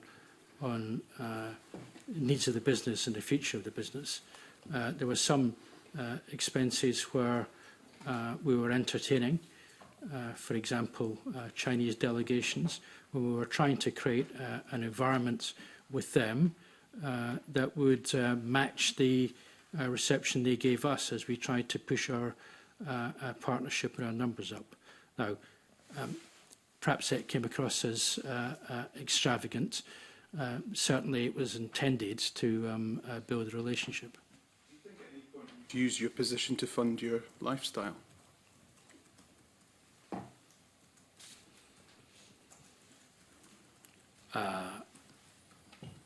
Well, from my salary funds has funded my lifestyle, not anything else.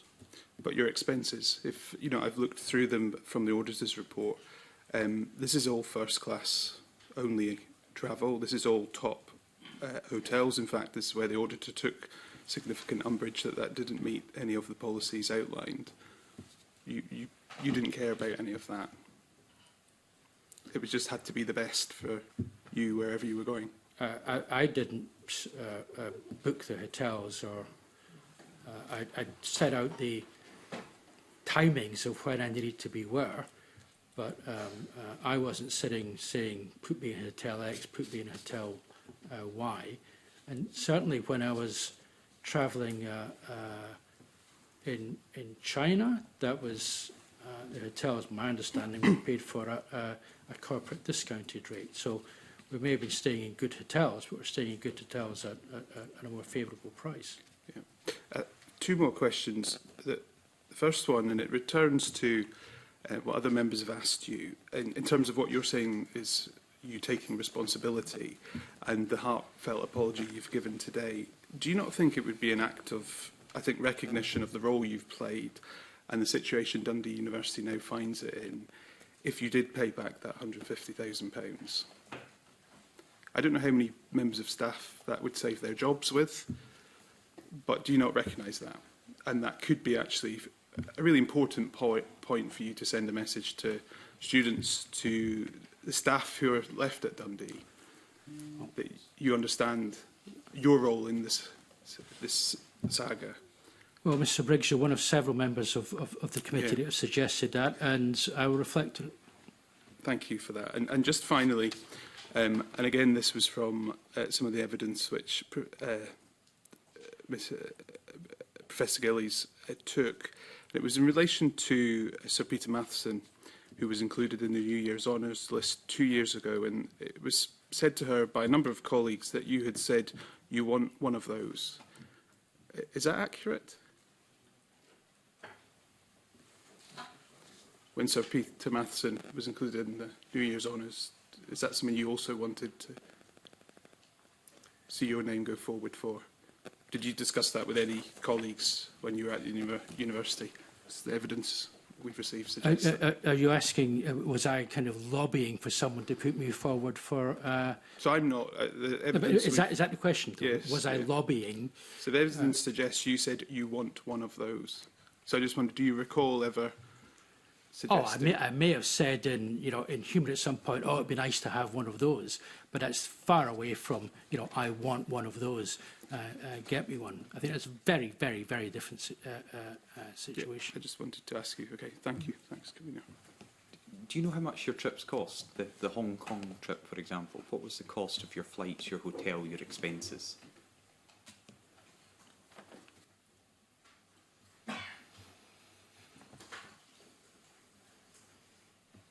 I haven't looked at that number. It was over £7,000. Was that value for money?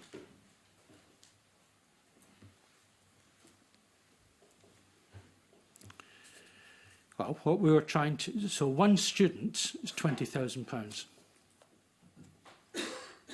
So what were you... One significant... Sorry, no, on that. So were you knocking on doors, encouraging students to come over? I mean... No, I think exactly the same as every other university principal does, which is to travel and meet alumni and broker partnerships, including with Hong Kong University of Medicine, which is a top-rated university, meeting alumni, looking for opportunities for advancement, i.e. donations in the long term, and creating partnerships. Now, can one put immediate monetary value in the return on that? It's very difficult to do. It's a long-term relationship business. So over £7,000 on that trip, £4,723 of that were your business class flights, which Mr Briggs has just said broke the policy. Why did you need to go business class when another senior member from the university went premium economy? Well, Hong Kong trip wasn't just Hong Kong. It was as a platform for elsewhere in China. So let's not... The question is about two members from the university going, you up front business class, 4,723, your colleague behind you in premium economy. Why was premium economy good enough for them but not good enough for Professor Ian Gillespie? So I had an agreement, like most other university principals do, with the chair of court that when I travelled long haul and had to perform and represent the university, I would travel business class. And that's what I did. Do you think it's right that your colleague had to travel premium economy? Or do you think you could have shown that you were, someone who's saving every penny and you would also travel business premium economy? Could you remind me who the colleague was? I'm not going to mention the names of other colleagues. You're in front of us today. I can't imagine there was that many of you on the flight that you can't remember. I don't remember who was on the flight. Okay, right. You took 11 trips over 2 years. I mentioned that earlier. Iraq, Malawi, what were you gaining there? So Malawi, we had launched a commitment to Africa, and our intention was to work with universities in Africa, particularly Malawi, in Nigeria, and Ghana, a number of other countries, to develop opportunities for research, invest in African development, and create a welcoming environment for African students to come to the University of Dundee. And our African students were incredibly appreciative of the work that the university was doing with Africa, including with Malawi, when we worked with the 6 public universities in Malawi on a partnership which we talked about as a Blantyre Declaration, which was a partnership of equity with these universities. And did you travel business class to both Iraq and Malawi? When I travelled long haul, I travelled business class. So you travelled business class to all these destinations? When I travelled long haul, I travelled business class. Jackie Dunbar on this point. Thank you very much, Convener. If what I'm getting is you had an agreement with the Chair of Court, did you say, Professor Gillespie, that you would travel business class? That's correct. Okay, so following that, I understand you had that agreement with them, but who would have been ultimately responsible for authorising the bookings and the flights for you to go to these countries? Because, well, first of all, I'll ask you, who would authorise your expenses? Well, my office did the bookings and the logistics and the operational issues, and my understanding, as I've repeated earlier, was that either the Chief Finance Officer or the coup would sign the expenses off. Okay. And did you not at any time question them? Because I know if a member of my team in my office booked me for first class, which wouldn't be allowed under Parliament policy, my first question would be, hold on a minute, very nice, but I've got to follow the public pound here, and that's not appropriate for me to take that way of travel. So did you not think at any point that you have got to follow, I presume, the university pound, because that's money that the university could have used for other things? I was very conscious of whether the trips that I was going on would deliver returns to our university. And that was the case in China, that was the case in Malawi, that was the case in Iraq. Sorry, Convener, I didn't talk about Iraq earlier. And that was the case in Southeast Asia. I would discuss with my senior team the trips that I was going on and ensure that my senior team thought that they would be value for money. Did you think they were value for money?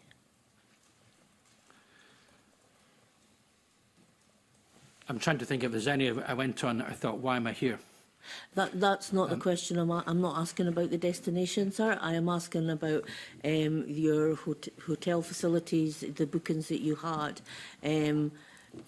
Did you think the amount that was spent from, I presume, university funds was value for money on your travel and booking arrangements? Did you feel that the university was getting value for money for those bookings? I think the university was getting value for money for these bookings. Long haul, I went business class, and a short haul, I went Ryanair. Okay, thank you. I don't think I'll get any more. Okay. Before I take in Ross Greer, I want to go back to Willie Rennie. While this committee's been meeting this morning, the individual who complained about you at NERC has communicated back to me. The individual says, "Thank you" in capital letters. "I did not move to another research council. I left completely and went to a university, completely broken. I lost a lot, including my final salary pension." I said that I couldn't recall where that individual went. I knew that, I believe that individual went back to the research councils. But the words are completely broken. The yes, words no, are I've heard that. final salary pension. I've heard that. And there's no point in going over it again. But to deny it initially, and then for this person to feel so strongly about it and to have affected their life so deeply, for you not to recall, I'm afraid that tells us a lot about you. Convener. Ross Greer. Thank you. Thank you. Professor Gillespie, you mentioned earlier on that the decision to leave the university was taken essentially over the course of a weekend, discussions between yourself and the then chair of the court. In those discussions that led to your decision to leave, did you at any point discuss with the then Chair of Court potential candidates for the interim principal position, or who would take on your responsibilities, given that you were leaving essentially immediately without notice? No, we didn't have that discussion. One element of questioning yesterday, I think all members of the committee struggled with, was the lack of information that appeared to be provided to the university court. And the then Chair of Court didn't want to ascribe motivations to that. I asked, was this simply missteps, was this incompetence, or were there deliberate efforts to withhold information from the court? 'Cause it certainly seems that the University Court was not aware of a number of specific issues and of the growing crisis until it was essentially too late. Do you feel at any point that you withheld information from the court? And if so, what were your reasons for doing so? Well, I certainly wasn't deliberately withholding information from court. I would have conversations with the Chair of Court on specifics. So I had a conversation with the Chair of Court as began to see the severity of our financial situation. And the Chair of Court's view was very firmly that she communicates with court members and I communicate with her. So there was an asymmetry looking backwards and what I was telling everyone in court in a timely fashion as opposed to the Chair of Court. So if I'm understanding what you're saying right, I think what you're trying to imply is that you were providing her with more information, but you felt that it wasn't your place to provide the whole court with that information because she'd made clear to you that was her role? Is that fair? I think that's a fair summary of what I've just said, yeah. So there were, I mean, you were obviously present at court, you're part of the Yep. court. Did that make you feel uncomfortable that discussions were taking place at court and you knew that you had provided, from your perspective, that you had provided the chair with more information than you believe she was then providing to the whole court? So, if I can be clear here, there was no situation, certainly that I can recall, whereby there was a court meeting and there was something that I told the Chair of Court wasn't then, that was around our finances, wasn't revealed to the court. In terms of court meetings themselves, there was a sense to me, of speak when you're spoken to. So did I find that comfortable? I found that a very contrasting style to the previous Chair of Court. You understand why that's challenging for me to accept, particularly given the discussions that we've just had about your character, from being honest, and what's in the Gillies report about it. It appears what you're trying to present to me this morning is that you felt cowed and unable to fully contribute. You only speak when spoken to. I find that very hard to believe, particularly having sat with the previous Chair of Court yesterday and sitting with you now and having met you before and what's in the Gillies report. I find it very hard to believe that you would have felt so cowed as to be unable to fully contribute and to only contribute when you were invited to do so by the Chair. Is that what you're trying to suggest? Well, you've used the word cowed. I haven't used the word cowed. That certainly seemed to be what you were implying. You said speak when spoken to. I just find it very hard to believe that you would accept that, knowing what I do about your character, what's in the report, having met you before, etc. I just find that's incredibly hard to believe. The Chair of Court was pretty clear to me that she wanted me to say little, and I would ask to comment, and she might allow me to comment, she might not allow me to comment. And she chaired what she saw as a very tight court meeting. And I'm not saying I was cowed, but I come back to the, it's probably an exaggeration to say speak when you're spoken to, but certainly my contributions were relatively small compared to what they had been previously.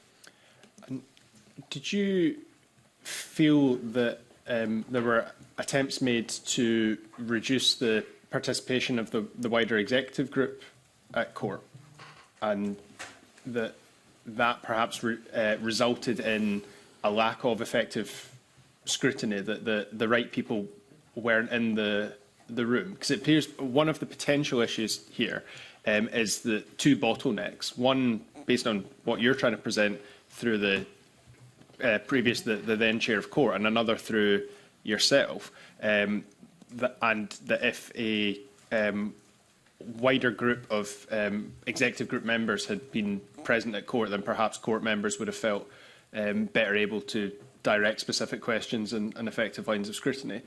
Did you feel uncomfortable about any attempts to reduce the participation of the wider executive group at court? Well, as I said in response to an earlier question, it's something that I said I thought was a bad idea, and we should have members of the executive there. And if the chair of court didn't want the individuals sat round the table, this table, then at least have them in the rooms so that they could contribute when necessary. And the chair of court said that that's not what she didn't want that. So did I feel uncomfortable with that? Yes, I did. I'll leave it there, Convener, and come back in later on, perhaps. We've completed the original questions from committee members, but as Mr Greer has just indicated, a number of us will come in again later on in the session, but we've also been joined by two of the regional members who have taken a significant interest in this topic for quite some time. So I will move now to Michael Mara. Thank you, Convener. As I'll put on record today, as I did yesterday, my previous employment at the University of Dundee, our time at the University, I think, overlapped by maybe 3 months, Dr Gillespie. When you were essentially asked to leave the university, you seemed to indicate earlier on you weren't very happy about that. Did you feel betrayed? I was very sad and I was very shocked. Not shocked. That's not true. I was very sad. I could clearly see that the financial situation was deteriorating very quickly. And I recognised that as the principal and chief executive, I had to take responsibility for that. So when I was asked to leave, of course it hurts, and of course I was sad. But do you remember the date when you left?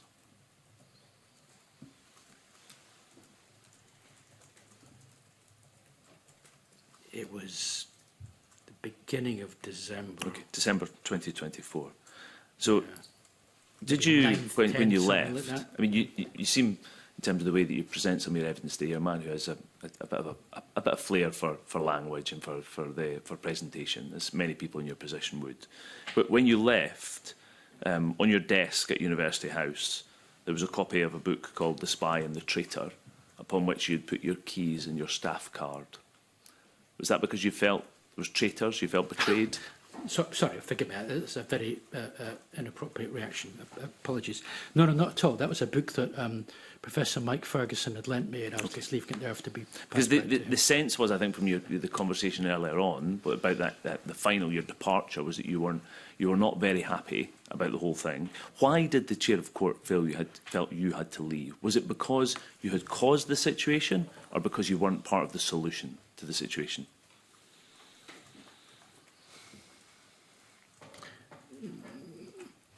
So she didn't discuss with me being part of the solution. Her discussion with me was simply, she didn't tell you why. You have to go. We've lost faith in you, you have to go. So that must be about that you've lost faith, because you've known, in the evidence you've given us today, and that we've seen in the Gillies report, you've known there's very significant financial problems in the institution since being generous early spring of that year, of 2024, being generous. So you've known for that period of time. What I've been told by very senior colleagues, including Professor O'Neill, was that there was just complete inaction from you between that point, when everybody knew, and then the point in December. So, as we've heard, no action on voluntary severance. You know, you thought it should happen, but you couldn't deliver it. In your own words, we're told by other evidence you didn't think it should happen at all. So that period, also the Gills report says there were moments when the university could have changed course, but didn't. And you weren't able to deliver any of that. Why would you describe your actions over that period between spring and December and your departure? What were you doing to try and save 3,000 jobs? So what I was trying to do was look at how we reduce our costs. And so this idea that there was inaction from me over voluntary severance, that's not true at all. That's not true at all. The executive group and Shane and others were fully involved in that conversation. We're looking at how could we reduce our costs. And but it didn't happen, Professor Gillespie. So it didn't happen. You were the leader of an institution in existential crisis, where clearly the costs had got completely out of control, spending, as we've heard in these reports, completely out of control, income that you were already seeing was collapsing, and you couldn't deliver a voluntary severance scheme. You couldn't push that through the organisation. Why not? well, we had, first of all, tried to identify areas where our performance was particularly poor, where we were overstaffed, and where student recruitment was poor and academic performance was poor. And I, with other colleagues, led a number of analytical discussions on that. But Professor Gillespie, analytical discussions, at this time, headcount in the university was continuing to rise. We have that in evidence. So the number of people employed was climbing and climbing and climbing. There was £35 million of savings identified in the budget that you had signed off, and no action to actually deliver against any of them. Well, there was some action. There was action to reduce hiring costs, particularly through the School of Business. And there was a programme developed on how we could deliver a £17 million deficit budget. And that would have been through a VS scheme.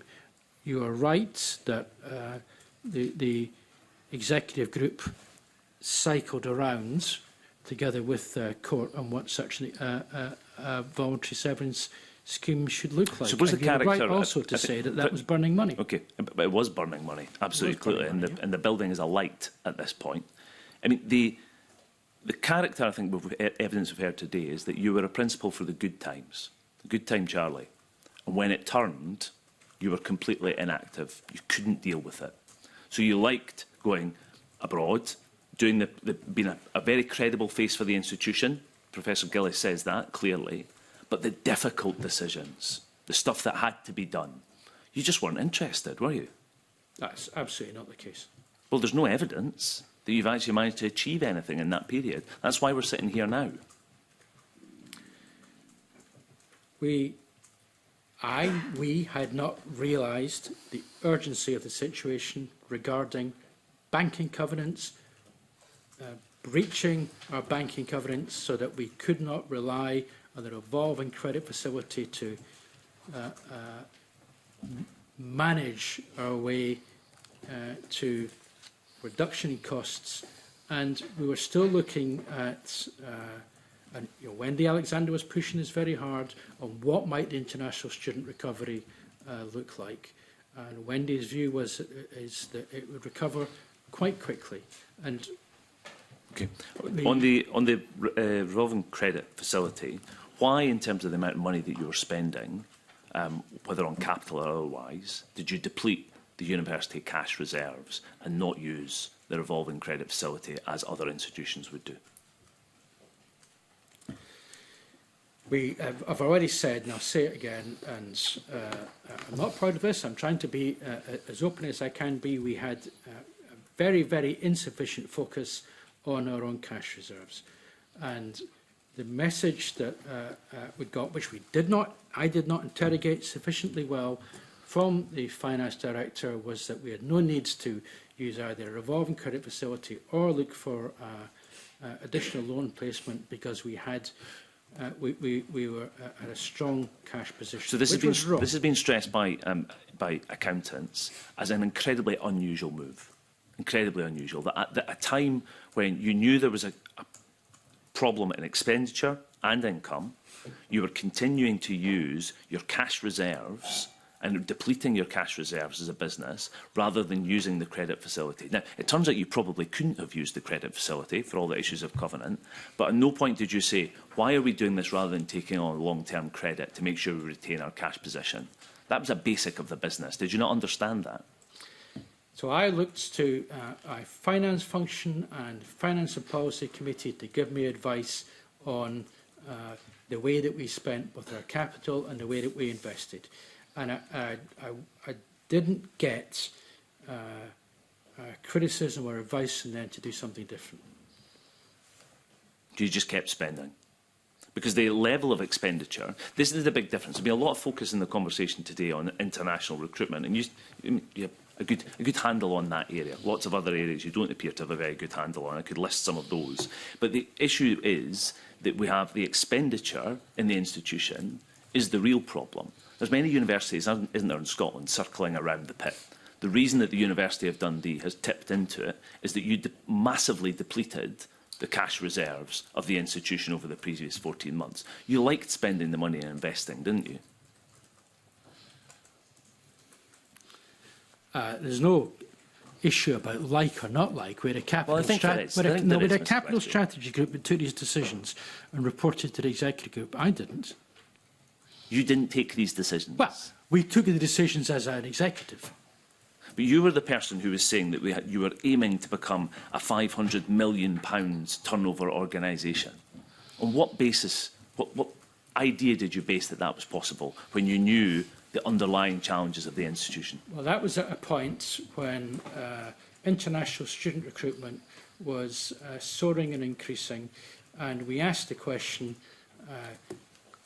could we deliver that? We didn't sit and put a timeline on that. It was a heuristic narrative for what we might think about for ambition of the organisation. A hubristic narrative, I think. What we had yesterday was, and again, if you had listened to it, we had several members giving an account to the long-term strategic challenges that the institution has, the imbalance between research and teaching income, which I think you would acknowledge, and you have acknowledged in part in your evidence today, the challenges over a period of time.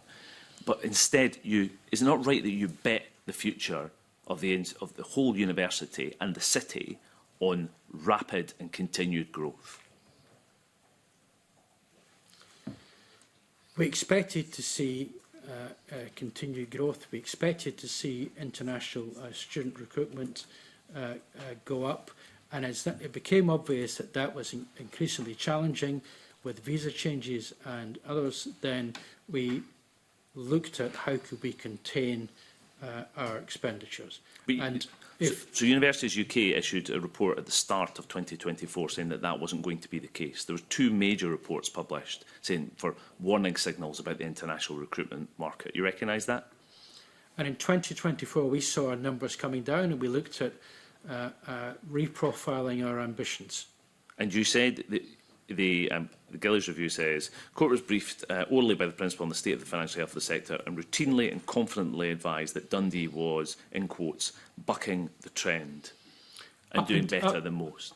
Why did you think you were immune to an international situation? Well, I didn't think we were immune. I was basing that on the data that I was getting from student planning, from my executive colleagues and from finance. But you knew that the Nigerian currency had collapsed. You could have read that in the FT or in The Economist. I knew so why did you think those people would keep coming? Well, because these were the planning numbers and these were the data that I was getting from my colleagues, and I believed it. And you didn't say at any point, I think that sounds a bit optimistic, given that the currency has lost 70% of its value in Nigeria. I think we should be looking at that again.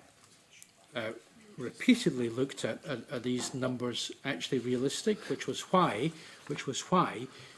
we increased the downside scenario for student recruitment. But on the budget, how that relates to the budget, though, in June you were told that you were modelling for a 25% reduction.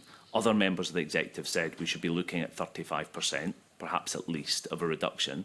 But the budget left that meeting and continued on the basis of a 25% reduction, didn't it? Well, when the budget went to that meeting, that was based on the the data that was available at that time, we talked about, well, what would happen if there was a 35% reduction? How much of a difference would that make? And I don't recall the figures now for this. You started off this session by saying the university found itself in an invidious financial situation. You put the institution in an invidious financial situation, didn't you?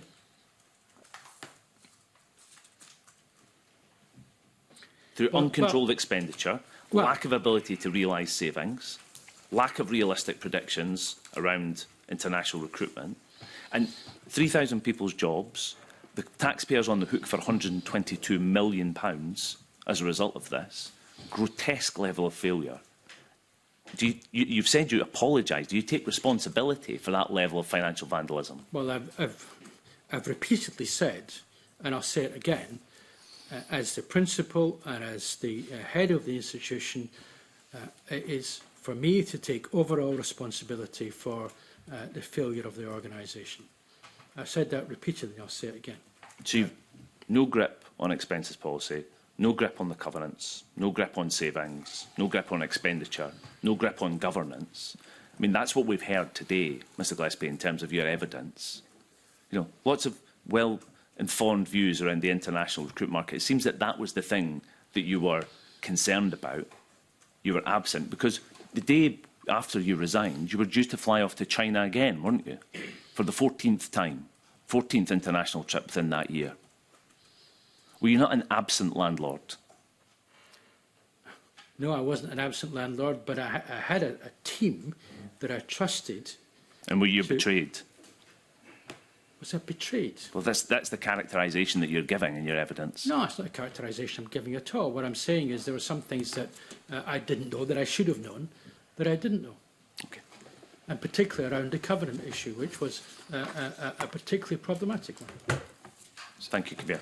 Thank you. So just on that line of question, particularly around finances, do you have any particular training in dealing with significant finances and such like, or did you rely heavily on finance director, the team around the finance director and others? Earlier in my career, I did an MBA, which gave me some understanding. But no, I relied mainly on finance director and the finance team. That's good to get on record that you relied mainly on them. Because overnight we were provided with information from a current member of the court who apologise for getting this to us so late, but this document had just come into their hands. And it's your handwritten amendments to the financial statements of 2023-2024. I've got them in front of me here, which makes me query why you're getting so involved while you're doing handwritten amendments to the financial statements if you've just told us seconds ago that you relied so heavily on the finance director and the team around the finance director. So just to elaborate, there's a sentence in here that says there was overall adverse impact resulting in an operational deficit. That's what was written, but in your handwritten notes you wanted that changed to say a small operational deficit. There's another element of it that says the university's 2023-24 financial performance was adverse to budget. Your handwritten note wanted that changed to say the university's financial performance was comparatively strong compared to much of the sector in what has been a turbulent year, but nonetheless adverse to the budget. You don't have training, you rely heavily on your finance team, but you want to paint a brighter picture by changing this. Now, the auditor rejected it. Your handwritten amendments didn't pass muster. Why were you trying to do that? And to go back to what Pamela Gillies said about your character, you always tried to present too bright a picture. So, I'm assuming that was the narrative at the beginning. Yes. Yeah. So the narrative... Did you write handwritten notes on much of the financial? No. The narrative at the beginning was something that I'd take a view on as exactly that. I believed at the time that our deficit was 1.2, 1.3 million. No, it wasn't. It was 12 point something. But that was the data that we had in front of us at Finance and Policy Committee. No, I'm not going to... Yeah, we're not having this. You wrote these. Hold on. No, because I'll tell you why. Yeah. You wrote these on the 16th of October 2024. It's when you put in these handwritten notes. Less than a fortnight later, the auditors had finished their work and didn't accept your amendments. So it's not that a passage of time made people realise what you were trying to insert into this document wasn't backed up. It was days. Well, so perhaps what that's reflecting is my misunderstanding of the financial situation at the time. So you shouldn't have been trying to interfere in that way. Well, I wasn't trying to interfere. I was just trying to create a narrative, a more positive narrative than the figures substantiated. Well, it wasn't a more positive narrative than the figures that I understood substantiated. Well, certainly that the auditors understood, because it took them days to reject what you said. suggested. That's what auditors are for. Auditors are there to say, no, you got this wrong. You're not there to do that. This had already been written, it had been printed off, and you're scribbling all over it to make it seem more positive, to make it look like you're running a university that is profitable, that is doing well, when you weren't. Well, we've spent 2.25 hours with me repeatedly saying that I was insufficiently cited and aware of the financial situation at the time. And what I've continually been saying was I wasn't trying to present a more positive picture. I was trying to present the picture that I believe was the case. Now, I was wrong. You were clearly trying to make these financial statements look better than they were, and you were found out days later by the auditors. I'll move to Maggie Chapman. Thank you very much. Convener, I'll begin today, as I did yesterday as well, just by putting on the record my interest. I was elected as Rector of the University of Dundee in March, and will take up that post in August. Thank you for your comments so far. You said earlier, Ian, that you loved the university and that you wanted to be part of its future. Why then, when the urgency of the situation came to light in November, when staff and the wider university community were told about the gaping black hole, did you not spend time on campus? Did you not make yourself available for staff, for students? And instead, you sent your deputy to the first town hall meeting that was arranged, that was called by campus trade unions, to bring staff together to discuss the situation.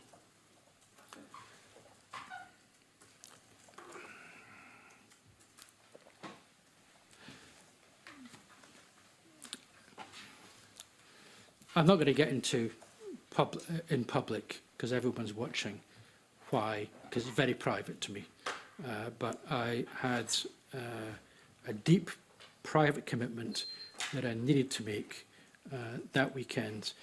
And I discussed with my coup and with my DVC whether or not they thought it was acceptable for me to honour that private commitment and for them to present.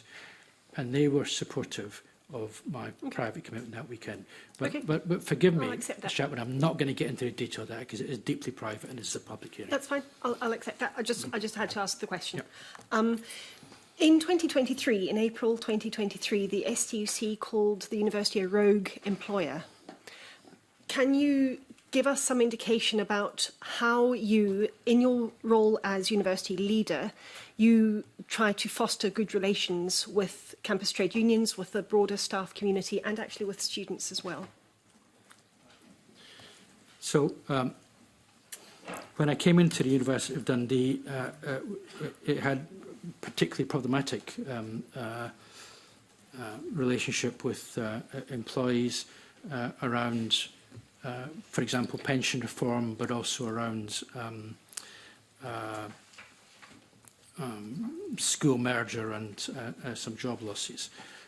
And I tried to interact with all of the unions around finding a way through these challenges. We ended up with a revised pension reform process and revised school merger. And I tried to make myself, from then on, available to staff and students. I tried to communicate with them regularly, and I tried to have an on-campus presence where I would be available to stop and chat to colleagues. As far as the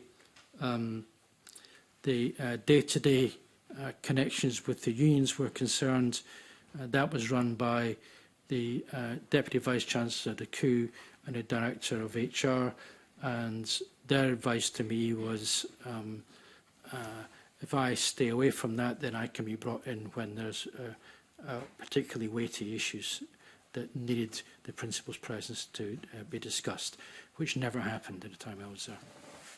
So you say it never happened.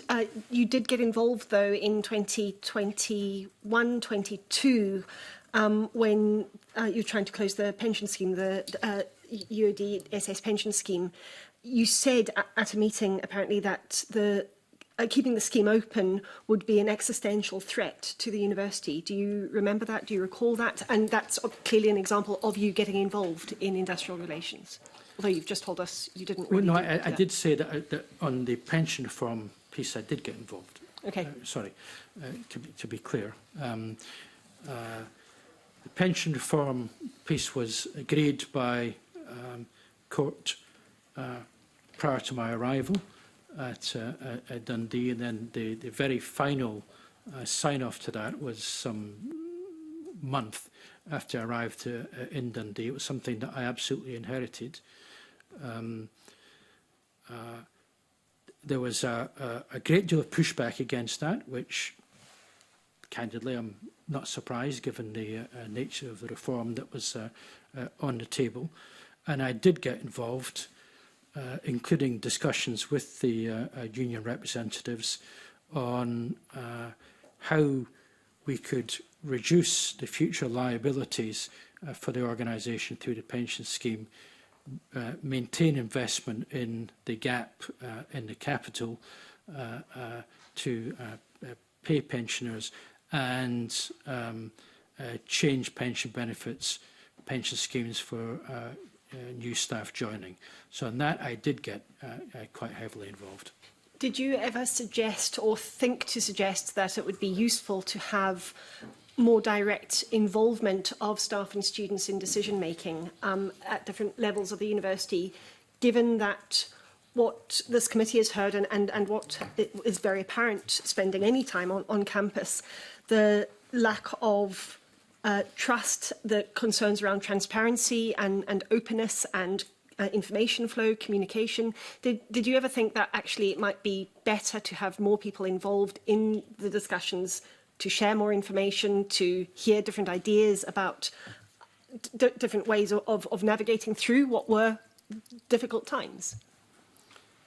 So we did that with the reform of the 3 schools into 1, where there were a series, quite a long series of meetings involving staff and students on what a future, at the time it was called a new combined school, might look like. There was significant involvement of staff and students in the development of the strategy, and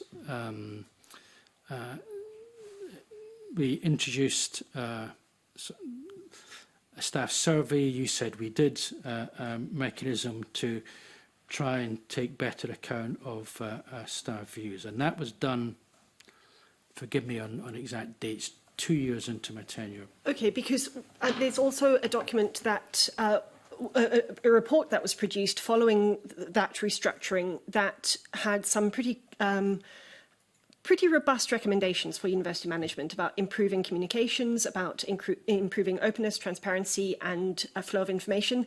And it appears that over the last couple of years, none of those recommendations were implemented. Now, I've challenged UEG on this previously, but do you recognise that actually more should have been done to improve some of that, and that might have led to some of the financial questions, shall we say, being raised and possibly dealt with earlier? So in the first part of your question, should we have engaged more with staff and students? I recognise that would have been a positive thing to have done. there was involvement, but there's never enough, so there should have been more. Would that have led to better decision making on finances and other issues? I don't know. Okay. Okay.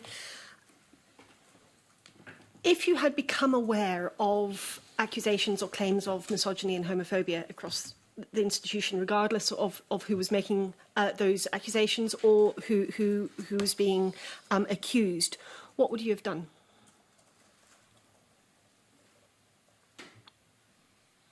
I would have asked for advice from the University Deputy Secretary on the extent to which there was substance to them. You wouldn't have perhaps reflected that that might indicate something about the culture of the institution, notwithstanding any individual or specific issues, but a broader cultural issue? I reflected deeply and often on the culture of the University of Dundee. Again, when I first joined the university, it was just after a survey had been done around racial discrimination, and it was clear that the University of Dundee had a number of ingrained racist elements, which was why we moved forward to establish the membership of the Race Equality Charter with an action plan around race. Also, we looked at how could we ensure that other protected characteristics were given appropriate focus across the university, whether it was a disability or other protected characteristics. Was I, if I can answer what I think might be an underpinning question, did I think that the University of Dundee had across it a healthy culture? I think the University of Dundee continued to have a culture of keep your head down, there's too much blame around, and there's insufficient, it's not as open an institution as it ought to be, and we tried very hard to shift that. And that's a legacy, I think, that the university has had for some time, I'm sorry to say. That as the leader of the institution, it is leadership that dictates or directs an institutional culture, and it may have had that for some time, but you know you weren't just there a couple of months. There was perhaps time to shift that, and yet it appears to have got worse.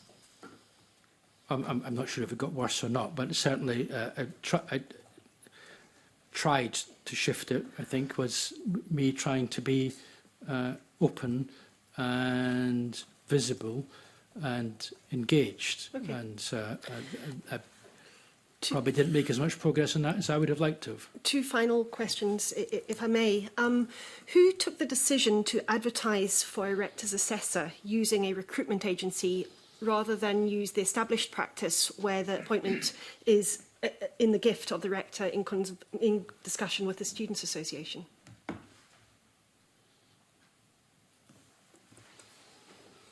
Goodness me, that's a detailed question. Well, the issue was dealt with by the University Secretary's office. So it would be the University Secretary and the Deputy University Secretary who So you weren't involved in that decision, as far as you can recall? I'm sure there was a discussion with saying this is what we're going to do, and I said, well, why are you going to do it? But I don't recall. Okay. I don't recall the specifics of it. Okay. In the Gillis report, and this is a quote, there is this very clear statement: the failure of the university's financial governance system was self-inflicted and experienced multiple times and at multiple levels. That's the quote. Who should pay for the self-inflicted failure? Sorry, could you... Who should pay for the self-inflicted failure? What do you mean by who should pay? Well, but I've paid, and I've lost my job, but that was you might all say that's not enough, but that's... Lost your job with 6 months' salary. That's contractual. cold comfort to the nearly 700 people who still have the threat of compulsory redundancies hanging over them. That's 700 people who have devoted a lot of their time to the institution, lived in Dundee and the wider region as well. It's, you know, that's not just devastating for those individuals, that's devastating for the city and the wider communities too. Should they pay? Is that fair? Well, I think I've answered the question, and that I've paid by taking responsibility and leaving. Okay. Thank you.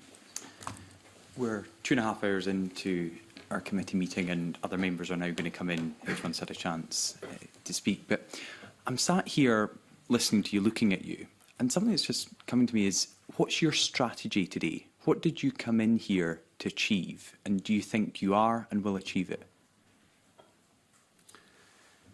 So my strategy today was to come in and be as open and as honest as I can be. But to accept the fact that there are some things, elements of detail that I don't recall. Do you think you've been as open and as honest as you can be? Yes. It's not the view from this side anyway. I'm sensing that. Yeah, you've had to be challenged a few times. You've had to update your evidence. OK, let's get back to some of the other issues. Gillies report. Do you know how many times it says the principal could have been aware, should have been aware, or was aware? How many times is that sentence repeated in the Gillies report? I haven't counted it, but many. 12 times. I counted it. Didn't take me long. Now, I would have thought, if I'm the principal, and this is a report largely about my leadership, I would look to see how many times a phrase like that is included. Do you just not care? Well, I think you're misreading this. I care very, very deeply. And like all of my colleagues who sat on this side of the inquiry, and I appreciate this is cold comfort. I appreciate this. This is extremely painful for all of us. Extremely painful to read, extremely painful to reflect, extremely painful to understand the level of our failure. And that's what you're seeing here, is someone who is feeling a great deal of pain and a great deal of regret, and is very, very, very apologetic for the way we ran the affairs of the university. It's not caring, it's quite the opposite. That's probably the furthest you've gone in over 2.5 hours of evidence, and I wonder why it takes us that long to get that amount of contrition from you. But the reason I asked that particular point about how often it's repeated in the report is because throughout your evidence today, you have tried to blame the information you were provided, that you were not given the proper facts and figures to see these issues occurring on the horizon, to stop them happening, or to promptly deal with them. That Gillies says 12 times you could have, should have, or were aware. How do you respond to that? Well, should have, I have to accept there are many things I should have done, but did not. Could have, similarly, were aware. Well, being aware and understanding implications are not the same thing. I think what I read into the report is that our financial management across our university and our team was very poor, including mine. And so is there contrition for that? Yes, there's deep contrition for that. But Pamela Gillies is saying this in light of all the evidence provided, in light of seeing what you were provided by finance teams, by interim and full finance directors, from your chief operating officer, from your deputy vice-chancellor. She knew all the information you were provided, and she still says 12 times you, the principal, should have, could have, and would have been aware of these things. But you're telling us today that on many of these occasions you weren't. Well, I'm telling you today that on many of these occasions I did not understand the implications of some of that material. Miles Briggs. Thank you, Convener. And further to your line of questioning, I wanted to return to what is a huge black hole in the reporting to the Scottish Funding Council. So, were you aware of the duties for your organisation to report the financial strain the organisation was under? So my understanding of my obligations was not detailed. And I relied upon, I'll be honest, I relied upon my finance function and my governance function to advise me on when we should be communicating with the Scottish Funding Council. And at what point were you aware of needing to then provide that information? Only at the very end, when you were, the letter I have here, the principals asked that I drop you a line. Was that from your chief operating officer? Is that the point at which you were aware of all these duties? I think my understanding of what we need to be, that we had real financial issues, including around the covenants that we needed to report to the Scottish Funding Council for things that hadn't been done was near the end. That's true. And this is where, you know, reading Professor Gillies' report, she and the investigation team have obviously found it really difficult to get this paper trail, and states the principal either was made aware or should have been made aware of potential breaches of judgment and whether or not to report this to SFC. It feels like a lot of this information was not being then written down for them to be able to access, and maybe it was conversations which you say you prefer having. Is that a fair judgment that these conversations were being had with other professionals? You expected them to take this work forward, and I suppose, have you ever asked the Chief Operating Officer to limit information being sent to the Scottish Funding Council or anyone else in the institution? So the last question, absolutely categorically not. Absolutely categorically not. Your comment, I prefer conversations. You said that yourself. Yeah. I like conversations. I do like to explore things. In terms of what I knew and what I should have known... Doesn't really work for financial management of institutions, though, does it? Well, it's a failure then. Absolutely. And so the information which she was trying to seek in the time she spent with you, you have no diaries of any of these conversations, because it's, I think the Scottish Funding Council, if they'd been aware, could have really acted as that canary in the mine moment instead of where we've got to. And it feels like there was probably some sort of cover-up to stop organisations externally wanting that information to be aware of them internally within the university. Is that a fair comment? Can I ask you to repeat that, please? Reading the report, if the Scottish Funding Council had been aware much early on, I think action and processes would have kicked in quite early. And government awareness as well, to be quite frank. It feels like that's something you didn't want, or the university senior management clearly would have not wanted to happen. And we can't get to the bottom then of who was covering that up, stopping that flow of information. And I don't know if it was you, because you were out of the country by the looks of things most of the time, but the team of senior management must have been sharing this cash flow information.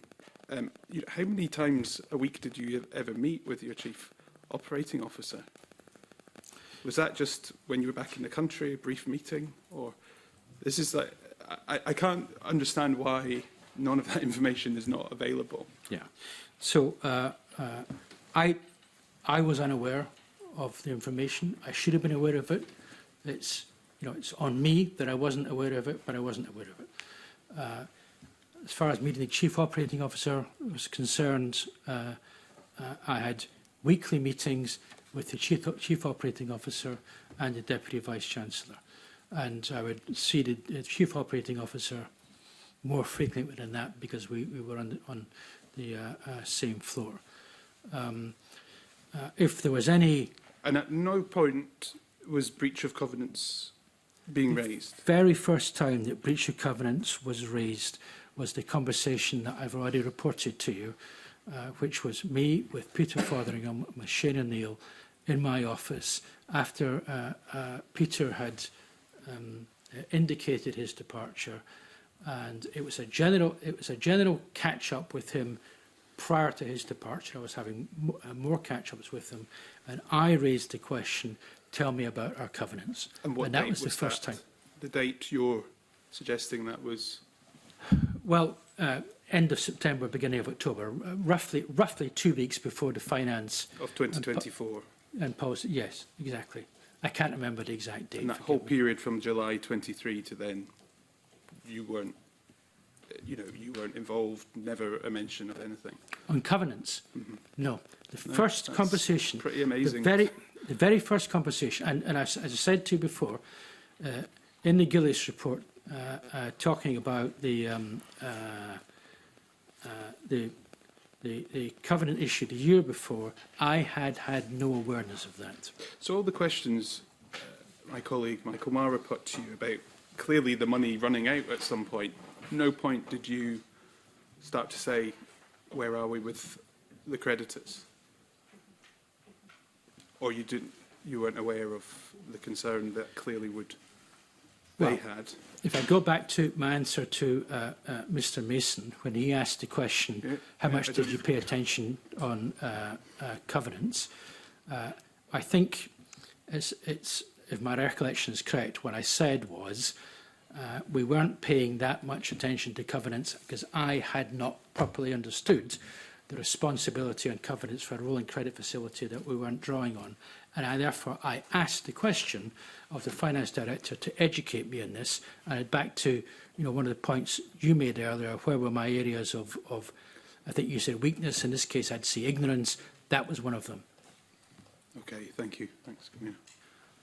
To then follow on from that point, one of the issues, again, that we went into some detail yesterday, but you're not aware of it because you didn't watch, was the lack of management accounts going to the University Executive Group. So periods 9, period 10 and period 11 were produced in draft but never finalised into papers that reached the University Executive Group. You were the chair of the University Executive Group, correct? Correct. So why did these papers appear in draft but not to your group and the membership of the group?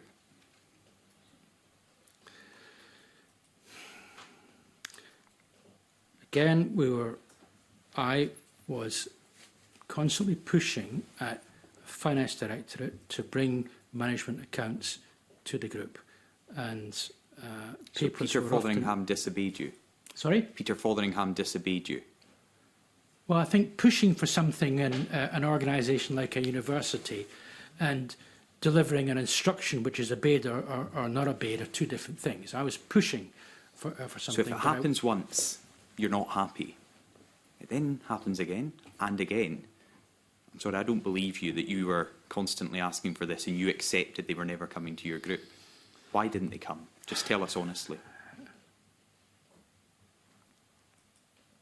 Because they weren't being prepared by finance. There was no attempt from me or anybody in the group to hold anything back. They were in draft. They were prepared in draft. Sorry, they were prepared in draft. Gilly said, page 33 of her report, period 9, 10 and 11 management accounts, April, May, June 2024, were produced in draft but never finalised into papers that reached the University Executive Group. It is not clear why this happened or who decided that these papers would not be provided. They were there in draft. So why weren't they provided? So my understanding was that the papers were prepared in draft by one of our colleagues in Finance Department for her director to produce to UEG. And I didn't know that these were being prepared in draft and not coming until after Peter Fotheringham had left. Well, you did, because they didn't appear. Yeah, but I didn't know they were prepared in draft. But you must have been wondering where they were, because you had them for period 7. I was wondering where they were, and I said, when are we going to get them? Soon. Can we get them sooner, please? I spent several hours over the last couple of days with you and Peter Fotheringham. I cannot believe that if you, as the Principal and Vice-Chancellor, were asking Peter Fotheringham for something, that he would not provide that. Well, I think there's... certainly not over a course of 3 months. I sometimes struggled to get papers out of Were you worried about what was in those draft papers and you didn't want them going to the University Executive Group? No, absolutely not. Because, as we discussed before, I forget who it was who asked me, I think it was maybe Mr Mason, did I have conversations with Peter about what was in the management accounts before they went to UEG, and my answer to that was no, I didn't. I think I should have done, and that would have helped on the issue, where are they? Show me them, Peter, let's put them to UEG.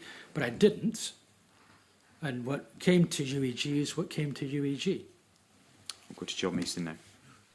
Thanks. Yeah, just kind of on that point, the suggestion was made yesterday that maybe the finance department was under-resourced, and as the university had grown, presumably more work, was that a discussion or something you were aware of, or were you ever asked for more resources for the finance department? So the part of the finance department that was discussed with me was research finance, which is the finance department that deals with incomings and outgoings for research grants.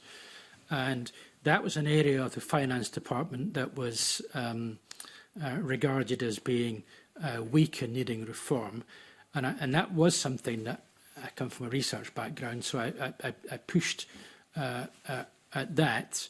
But beyond that, around treasury functions and functions with the individual business units, when I asked the question, do you have sufficient resources, the answer was yes.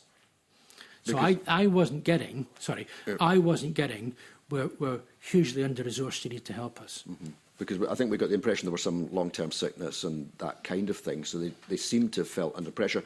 If the finance director had wanted 1 or 2 more staff for the finance department, how would they have gone about that? Would they come to you or the chief operating officer, or how would that work? So normally it would be a paper that would go to the so-called PRG, the committee which looked at resource expenditure.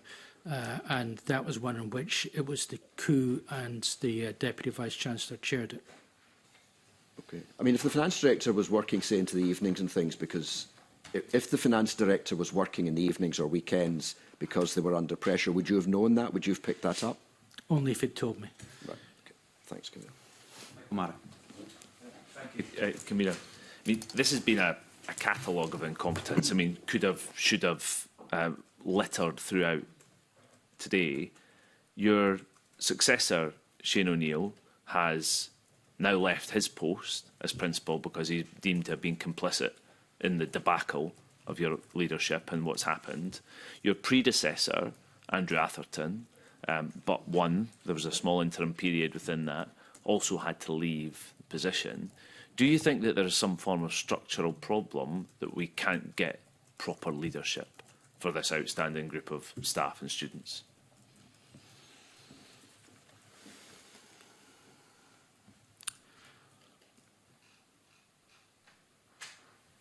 Well, I think a lot of the structural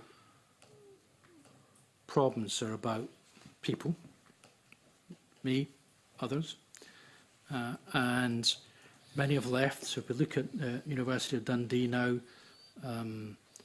there's almost no one on the executive group now that was there when I was there. I think in terms of the university itself, it's a university which has accumulated bits over the last few years, and it's very, very, very, very, and we've talked about this a lot, we've talked about this, Michael, here, and we've talked about it many times before, it's very asymmetrical in its performance.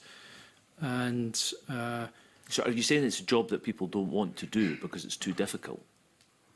Not to put final point on it, is that why we ended up with you? Well, I think you'd have to ask the next chair of court, Ronnie Bowie, why they ended up with me. I think it is. I think it's difficult to attract people into an organisation which is financially challenged, is as asymmetric as Dundee is, and has gone through not just 17 senior staff, but quite a number of principals in the last few years. And I think that's an effort that colleagues in court and beyond, perhaps MSPs, I think you going out there and finding a really outstanding leader for the future of that fantastic university is something that I think all of you need, if you can, to collaborate in. The ex scientia money, so a more detailed point. At what point were you told or did you realise that that money had been spent? £40 million. Yeah.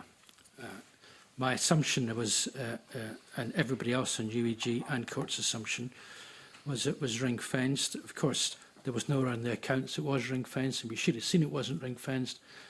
The government, both management and governance, should have seen that. But it was maybe a delusional act of belief that it was. And so the point at which I understood it was gone was the day of the court meeting where I revealed that. So what day was that? Give us a month even. Oh, November. November. Because there was information in the Finance and Policy Committee papers of 21st of May that show the monies were no longer ring-fenced and they were formed part of the year-end cash. Were you aware of that at the time? I missed that at the time. You missed that? Yes, I missed it. Yeah. And essentially yesterday, we had this exchange yesterday with Jim McGeorge, who said he also didn't realise that the money had been spent. And Peter Fotheringham said, it's a surprise to me that anybody doesn't know. The university was never generating enough cash to spend on its fixed assets programme itself.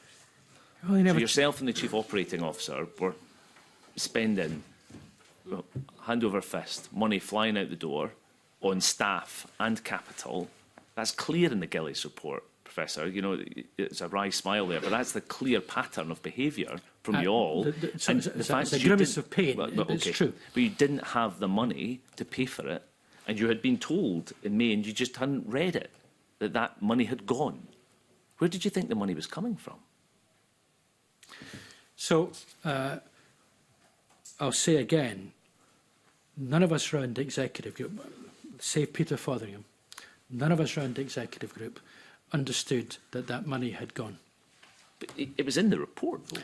It'd been, so it wasn't a case of the I'm not report denying hadn't it was been in the produced. report. It'd been sent to you all. We didn't see it. But there was emergency away days from UEG in spring, where you were talking about the financial situation. At that point, you didn't think to inquire about any of this? We never discussed that ex-NCA money. Okay. This is extraordinary. You just said the first you knew that 40 million had been blown, was no longer ring-fenced, was the day of the meeting where you told the court of the 35 to 40 million pound shortfall. So you woke up that morning thinking you were going to go to court and tell them everything was fine. And between waking up and going to the court, you found out you'd lost 40 million pounds. That's your evidence? That's not credible. It's not. Well, but it's true. I came into the office and I had the interim finance director. The interim finance director had spent the weekend going through the numbers in great detail, and she and some of her team and the chief operating officer came into my office and said, "We've got some news that you're really not going to like." I said, "Okay, tell me the news." And the ex-NCA money's gone. The deficit for the university isn't the 1.2 million that was written in the short reports going to Finance and Policy Committee. Look, if you look far enough into the annual report, which I hadn't done because I looked only at the introduction, it's 12.1 million deficit, and we have a very significant hole in our funds going forward. And as unbelievable as that is the truth. So you left the university on Friday. You had a weekend at home thinking your challenge as Principal and Vice-Chancellor was to save £1.2 million because that was your deficit. And you went in on Monday morning, and I assume you mean Helen Simpson, yes, told you that no, it was somewhere between 35 and 40 million. No, that's not what I said. You asked me about the ex-NCA money, and specifically the ex-NCA money. I wasn't aware of that. The £1.2 million deficit the previous year, as I had understood it, because that was what the summary papers coming forward was saying, was 12.1. And I had already worked out, because we'd done it with the University Leadership Group prior to Helen coming, that we had I don't remember the exact number, a £35 million hole, which I had told the Chair of Court. But you were relatively... you were of the belief that you still had 40 million, which, although ring-fenced, you could maybe use to fill some of these gaps. And then you were told it had all gone. Correct. Okay, I'll take Willie Rennie, then Joe Fitzpatrick. Can't find convener. Joe Fitzpatrick. Thanks. I'm just trying to get the understanding of the numbers. And we've got this piece of paper in terms of the draft audit, where you'd handwritten on in terms of the introduction to that paper, in terms of the auditor's work to try and change some of the words.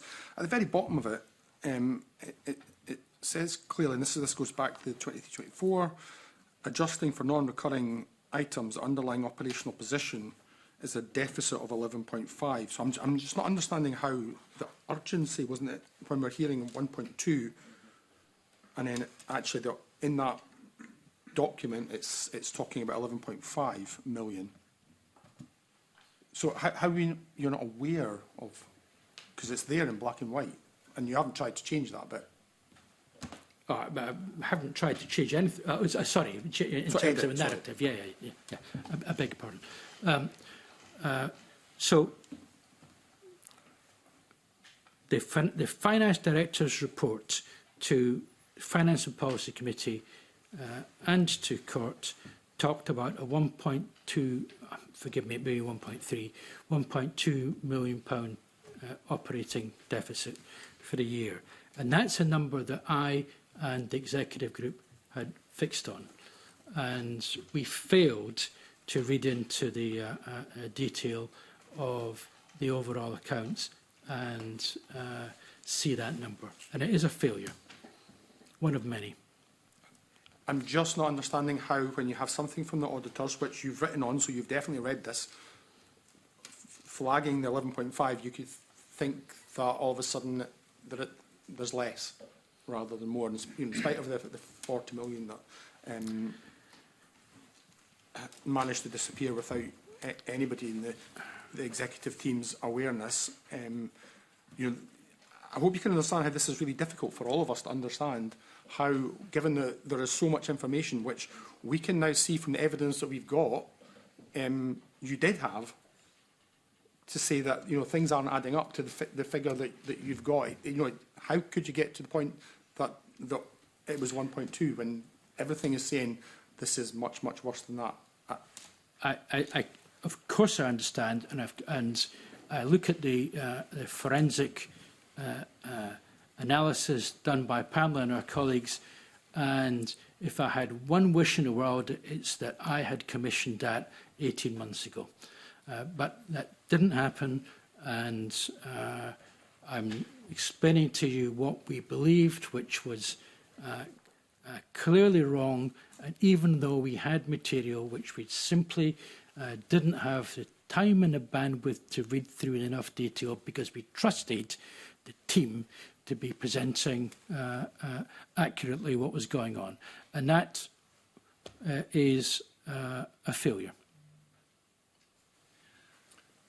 I have to draw this to a close because we have to be concluded before parliamentary business begins in the chamber. But I want to put a couple of final points to you. In response to Miles Briggs, you said you were honoured to be appointed to a great university. After 4 years of Ian Gillespie being in charge, was it still a great university?